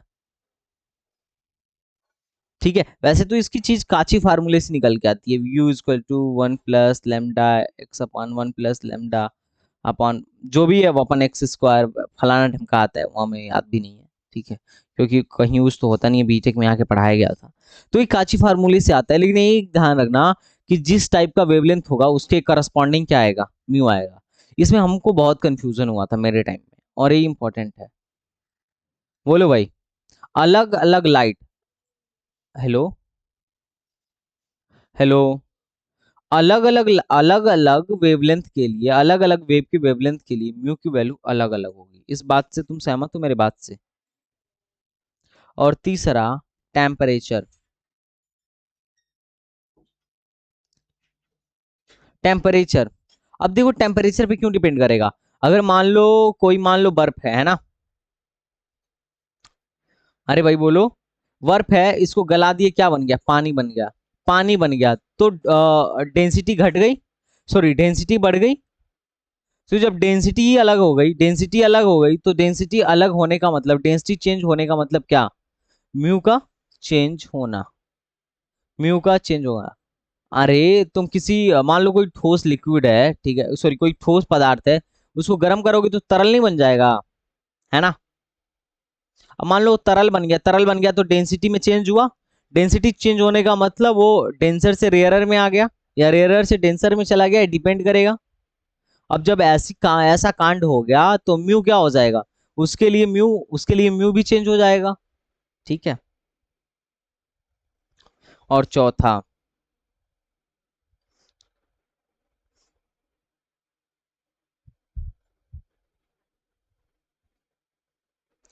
नेचर ऑफ सराउंडिंग मीडियम।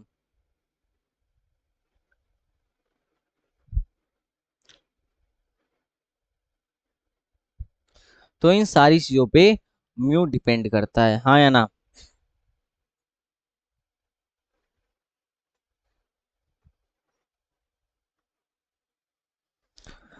अब ये मत सोच लेना कि इंसिडेंट एंगल और रिफ्लेक्टेड एंगल इन सब पे भी म्यू डिपेंड करता है, ऐसा कभी दिमाग में मत लेके आना है कि इंसिडेंट एंगल या रिफ्लेक्टेड एंगल पे भी म्यू डिपेंड करता है, ऐसा कभी नहीं होता है ना। एंगल वंगल पे डिपेंड नहीं करता है, ये सिर्फ इन्हीं चार चीजों पे डिपेंड करता है। कितने लोगों को मेरी बात समझ में आ गई कि सर आप जो जो कह रहे हो मुझे समझ में आ गया, है ना। बताओ भाई। कौन सा, ये वाला। एंगल पे म्यू जो होता है ना does not depend on accident incident angle, मतलब आपतन कोण या परावर्तन कोण, आपतन कोण या अपवर्तन कोण पे डिपेंड नहीं करता। सराउंडिंग के, हाँ एक्चुअली सराउंडिंग के नेचर पे डिपेंड करता है, सराउंडिंग के भी नेचर पे डिपेंड करता है, ठीक है। तो इस बात को भी थोड़ा सा तुम ध्यान में रखना है।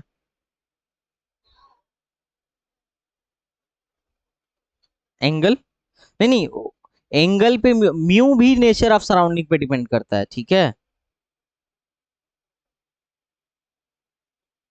एंगल पे डिपेंड नहीं करता है, एंगल पे म्यू डिपेंड नहीं करता है, सो टेंशन मत लो। म्यू कभी भी एंगल पे डिपेंड नहीं करता है। इतना हो गया, इतना हो गया तो आगे बढ़े।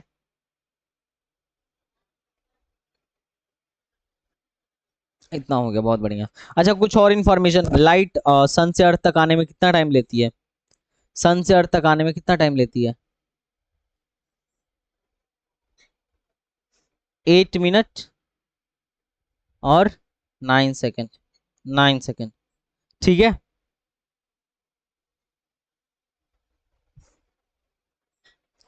और मून से जो लाइट रिफ्लेक्ट होकर अर्थ पे आती है वो कितना टाइम लेती है, 1.28 सेकेंड। तो ये कभी कभी वो लोग डाटा पूछ लेते हैं, ठीक है, और डाटा से तो मतलब नहीं, हो तो रट्टा मारने वाली चीज है ना।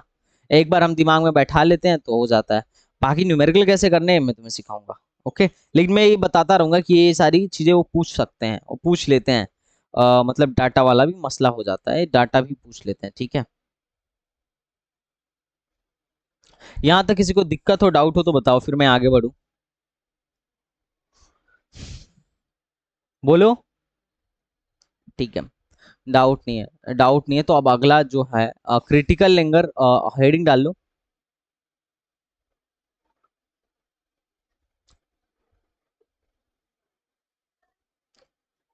TIR, TIR, इसका फुल फॉर्म है टोटल,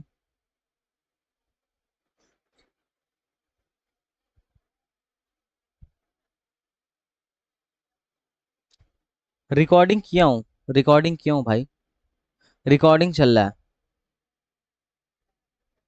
अच्छा अच्छा काट काट के आता है, तुम लोग याद दिला दिया करो, रिकॉर्डिंग मैं कर दूंगा, ठीक है। वैसे तो मैं OBS पे रिकॉर्डिंग कर रहा हूँ ये वाला वीडियो, ठीक है, मैं इसको यूट्यूब पे भी डाल दूंगा। कुछ वीडियो, एक दो चार वीडियो मैं यूट्यूब पे भी डाल देता हूँ ताकि लोग देखें कि हाँ यहाँ सही चल रहा है, ठीक है। तो मैं ये वाला यूट्यूब पे भी डाल दूंगा और यहाँ पे भी डाल दूंगा, तो सो डोंट वरी। है, थोड़ा पिछला वाला तो नहीं डाल पाऊंगा, पिछला वाला तो अब निकल गया है, लेकिन ये वाला डाल दूंगा। और याद दिला दिया करो, हाँ नोट्स भी ले लेना, ये वाला नोट्स मुझे याद दिला देना, ये वाला जितना मैं नोट किया हूँ ना तुम्हारे सामने, यहाँ से लेकर ये सारे नो ये सारे नोट्स भेज दूंगा, ठीक है।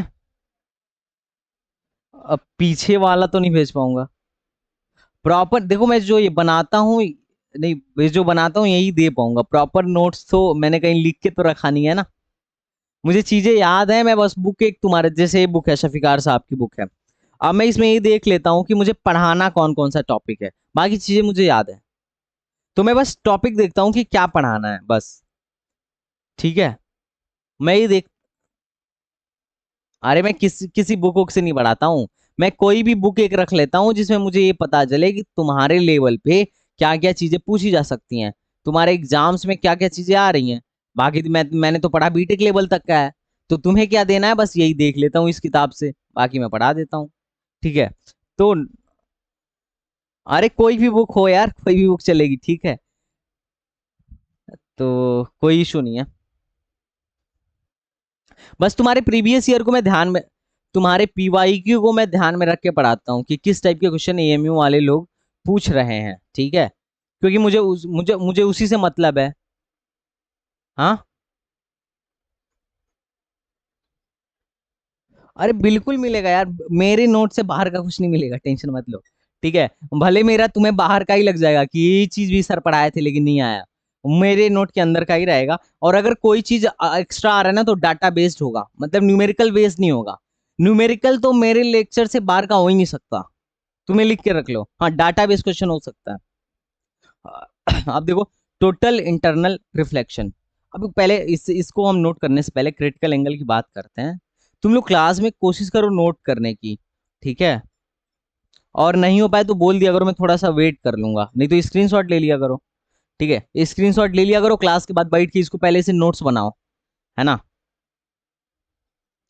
अब ध्यान से देखो, इस बार थोड़ा मसला ये हो गया कि अब मैं ना, अब ध्यान से देखना,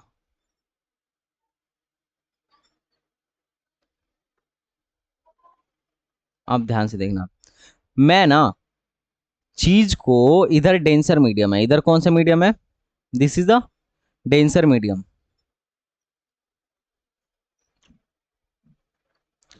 मैं लाइट को डेंसर मीडियम से किधर भेज रहा हूं, रेयरर मीडियम में। डेंसर मीडियम से रेयरर मीडियम में मैं भेज रहा हूं।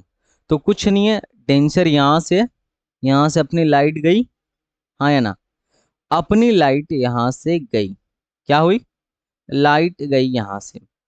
अब तुम्हें पता है जब डेंसर से रेयरर में जाएगा तो क्या मसला होगा,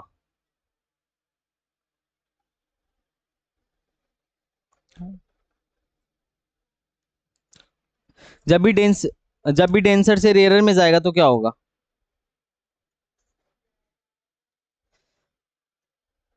अभिलंब से, मान लो ये एंगल आई है, तो ये क्या हो जाएगा, थोड़ा सा दूर चला जाएगा, ये यार हो जाएगा, है ना।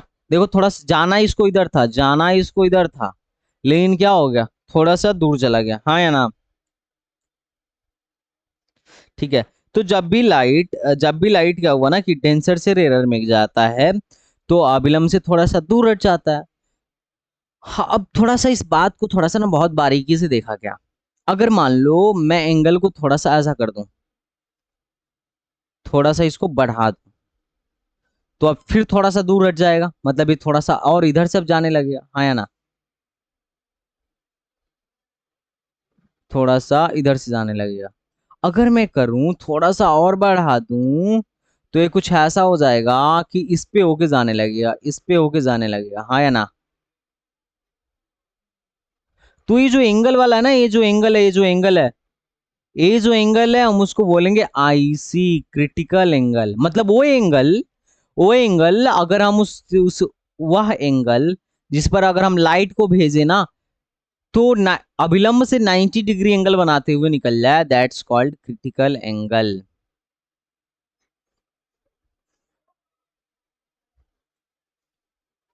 रुको देखता हूँ, एनिमेशन मिलता है तो मैं तुम्हें दिखाता हूँ, देखूं एनिमेशन है कोई, एनिमेशन से ज्यादा समझ में आता है।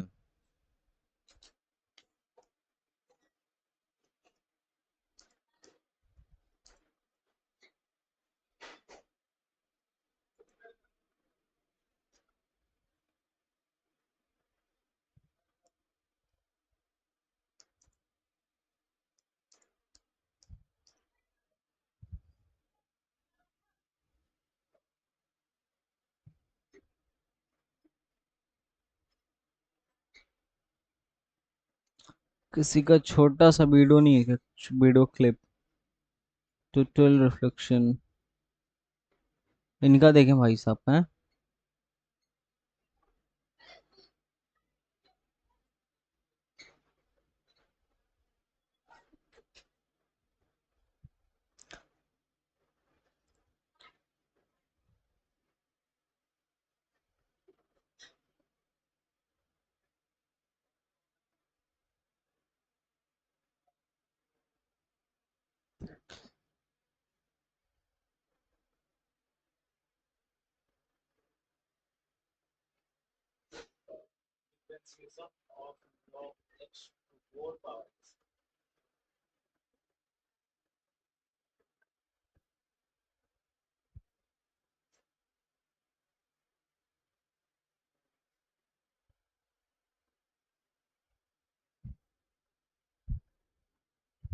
गाइस तुम देख रहे हो? हेलो, देखो इस एक्सपेरिमेंट को, देखो ध्यान से देखो। देखो हाँ, देखते रहो ध्यान से। इन इधर से भाई साहब बढ़ाते गए, इधर से भाई साहब बढ़ाते गए, जैसे जैसे। अब देखो थोड़ा सा पीछे करने दो, पीछे करने दो, पीछे करने दो। देखो इधर TIR हो गया, देखो देखो देखो देखो।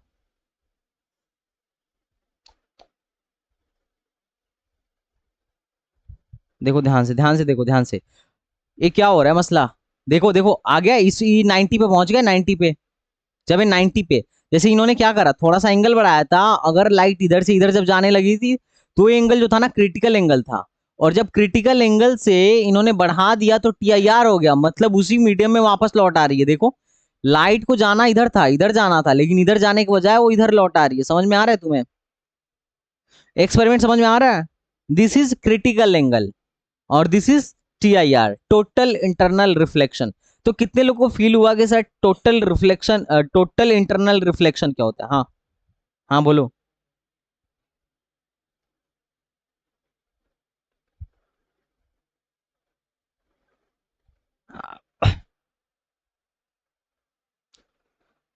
हाँ नहीं, वो तो ग्लास से यार, मैं रुको, मैं फिर से दिखा रहा हूँ, देखो ध्यान से देखना। कोई, ये कौन आ गए? अरे भैया, इन भाई साहब का एक्सपेरिमेंट मैं तुम्हें फिर से दिखा रहा हूँ, रुक जाओ। ध्यान से देखो, इस इन इनके एक्सपेरिमेंट को देखो। तुमने बात बिल्कुल सही कही है, ठीक है, कि यहां से पहले लाइट जो है एयर से, लेकिन एक बार एयर से गया, एयर से ग्लास में, लेकिन बाद में तो ग्लास से माना जाएगा ना। और फिर बाद में ग्लास से तो एयर में चला गया ना। तो ये वाला क्या है, ग्लास क्या है, डेंसर है। और ये बाहर वाला क्या है, रेयरर है ना। देखो जैसे जैसे एंगल बना रहे हैं, ये क्या होता है, अभिलंब से दूर हटता जा रहा है। यहाँ 20 डिग्री था, तो उधर 30 के आसपास पहुंच गया। देखो, जब ये 30 पे आ रहा है, इधर 30 पे देखो, तो ये क्या हो गया, 45 प्लस पे पहुंच गया। जब ये 50 पे आ रहा है, सॉरी जब ये 40 पे आ रहा है, अगर इसको 40 पे आने दो, देखो 70 के करीब, देखो कितना दूर हट गया है। अब जब ये इधर आ गया ना, देखो इधर आ गया, इधर जब ये 90 पे आ जाता है, तो इस एंगल को हम कहते हैं IC। ठीक है, और 90 जैसा ही IC से थोड़ा सा एंगल बनाओगे, बढ़ाओगे, तो क्या हो गया, डायरेक्ट TIR हो गया। क्या हो गया? टोटल इंटरनल रिफ्लेक्शन हो गया। कितने लोगों को मेरी बात समझ में आ गई? सर मुझे फील हो गया कि सर TIR क्या होता है और टोटल इंटरनल रिफ्लेक्शन क्या होता है। कितने लोगों को फील हो गया? बताओ दोस्त, यार तुम लोग कुछ बता नहीं रहो। भाई फील होना जरूरी होता है, फील होना जरूरी होता है। कितने लोग को तो फील भी नहीं होता। आप देखो इंटरनेट का जमाना है ना, तो थोड़ा सा चीजें समझ में हमको यूज कर लेना चाहिए, है कि नहीं? इंटरनेट यूज करने में क्या आ जा रहा है?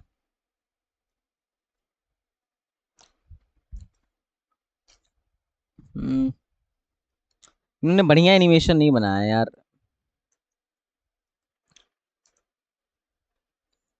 तुम्हें एक क्वेश्चन है, बीटेक में आना, अगर कोई बीटेक करेगा तो, या BSc में भी शायद होता होगा।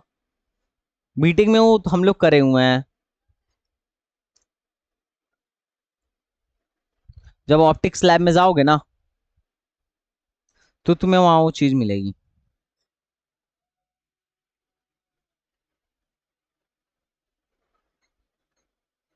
किसी ने भी बढ़िया इन्वेशन नहीं डाला है। हाँ चलो कोई बात नहीं, हमारा तो काम हो गया। मैं मेरे ख्याल से तुम लोग को समझ में आ गया होगा कि सर क्या होता है, क्रिटिकल एंगल क्या होता है। लेकिन ध्यान देना, क्रिटिकल एंगल या T I R total internal critical angle क्या होता है, वह एंगल जिसपे अगर किसी लाइट के किसी प्रकाश को कहां से कहां भेजे, डेंसर से रेयरर में भेजे, वह एंगल, वह इंसिडेंट एंगल, जिस एंगल से किसी लाइट के किसी प्रकाश को डेंसर से रेयरर में भेजें तो क्या हो जाता है वो, बोलो। नहीं यार, क्रिटिकल देखो, वह एंगल जिस जिस इंसिडेंट एंगल पे किसी इंसिडेंट, वह इंसिडेंट एंगल जिससे किसी प्रकाश की किरण को डेंसर से रेयरर में भेजने पर अगर वो अभिलंब से 90 डिग्री का कोण बनाते हुए निकल जाए, देखो ये अभिलंब था, ये अभिलंब था, 90 से 90 डिग्री कोण बनाते हुए निकल गया, तो एंगल क्या होता है, क्रिटिकल एंगल होता है। That's angle is critical angle होता है। और जैसे ही हम प्रकाश की किरण को क्रिटिकल एंगल से ज्यादा करते हैं, तो प्रकाश जिस जिस माध्यम से गया होता है उसी माध्यम से वापस लौट आता है। इस फिनोमिना को, इस प्रक्रिया को क्या कहते हैं, TIR, टोटल इंटरनल रिफ्लेक्शन। तो कितने लोग को फील हुआ कि सर TIR क्या होता है और क्रिटिकल एंगल क्या होता है ना। अब देखो कई बार क्वेश्चन में तुमसे बोलेगा, मेरे ख्याल से इससे बेस्ट तरीका फील होने का कुछ नहीं है, ठीक है।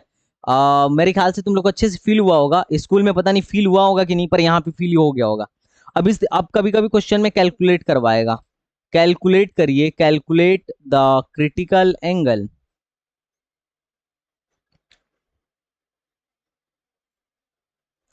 अगर आपको क्रिटिकल एंगल कैलकुलेट करना है तो तुम्हें पता है क्रिटिकल एंगल क्या है।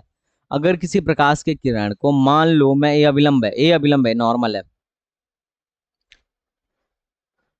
मैं अभिलंब से आई पे भेज रहा हूं, तो जो जाने वाली प्रकाश की किरण होगी वो कितने एंगल पे जाएगी, अभिलंब से 90 डिग्री। तो बस स्नेल्स लॉ लगाओ, इसका मान लो म्यू 1 है और इसका मान लो क्या है, म्यू 2 है। फार्मूला कोई नहीं याद रखना, स्नेल्स लॉ लगाओ। म्यू टू साइन आई बराबर इधर वाला क्या, ये म्यू 1 है ना, म्यू 1 साइन आर की वैल्यू क्या है, 90 डिग्री। तो अब साइन आई को हम आईसी बोलेंगे ना, क्रिटिकल एंगल बोलेंगे, तो ये बोलूंगा म्यू 2 साइन आई सी बराबर म्यू 1। तो साइन आई सी की वैल्यू क्या हो जाएगी, म्यू 1/म्यू 2। कई लोग इसको कहेंगे साइन आई सी को, कई लोग कहते हैं म्यू 2 1, या फिर म्यू रेयरर डेंसर, है ना, साइन आई सी। तो तुम्हें ये सब नहीं याद रखना है, ये फार्मूला बुक में दिया रहेगा, बुक इस फार्मूला है। हम लोग बुक वाले तो आदमी नहीं है, हम लोग ये रटेंगे। हम रटेंगे क्या, हमें मेथड याद है यार। तुम्हें पता है क्रिटिकल पे एंगल 90 डिग्री हो जाएगा, आई को आईसी बोलेंगे, इसका रिफ्रैक्टिव इंडेक्स दिया होगा, इसका रिफ्रैक्टिव इंडेक्स अगर एयर दिया होगा तो 1 हो जाएगा, बस। कितने लोगों ने समझ में आया, क्रिटिकल एंगल कैलकुलेट नहीं कर लोगे। अब तुमसे बोलेगा ना कि TIR कब होगा, तो TIR क्या होता है, जिस माध्यम में प्रकाश की किरण गई, अब मैं इससे क्रिटिकल एंगल से थोड़ा सा भी ज्यादा करूंगा ना, तो जिस माध्यम से प्रकाश की किरण गई उसी माध्यम में वापस लौट आई, तो दिस इज TIR। हाँ है ना, बोलो। तो TIR कब होगा,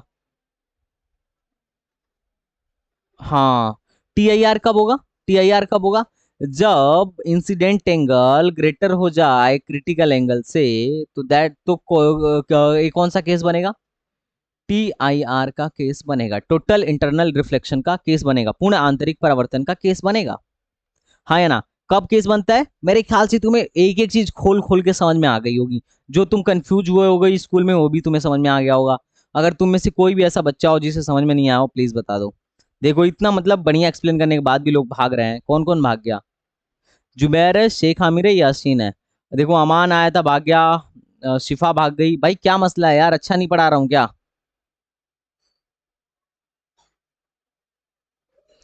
गाइस बताओ, तो फिर भाग क्यों रहे हो तुम लोग यार, मतलब बच्चे भाग रहे हैं यार, क्या मसला है। हाँ हो सकता है यार। अब देखो, दिस इज टीआईआर वाला मसला अगर तुम्हें समझ में आ गया, टोटल इंटरनल रिफ्लेक्शन वाला मसला समझ में आ गया, कैलकुलेशन ऑफ क्रिटिकल एंगल भी आई थिंक तुम्हें अच्छे से समझ में आ गया होगा।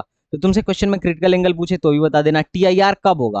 पहला केस टीआईआर होने का सबसे मोस्ट इंपोर्टेंट पहला केस क्या है? रे किस में से किस में जानी चाहिए? रे हमेशा डेंसर, देखो ग्लास एयर में जा रही थी ना, डेंसर टू रेयरर में जानी चाहिए। ये बात समझ में आ रही है? अगर ऐसा नहीं हो रहा है तो टीआईआर नहीं होगा। नहीं समझ में आया बॉस? अरे बोलो, समझ गए ना? तो आज यहीं रखते हैं, आज यहीं तक रखते हैं। देखो टाइम भी ज्यादा हो गया, 2 घंटे के आसपास होने जा रहा है, तुम लोग थक भी गए होगे। अब कल से हम लोग क्या पढ़ेंगे? थोड़ा सा एप्लीकेशन पढ़ लेंगे, टीआईआर का एप्लीकेशन क्या होता है, और उसके बाद से हम लोग लेंस पढ़ेंगे। क्या पढ़ेंगे? लेंस। कितने लोग को लेंस अच्छे से आता है? लेंस और प्रिज्म कितने लोग को अच्छे से आता है?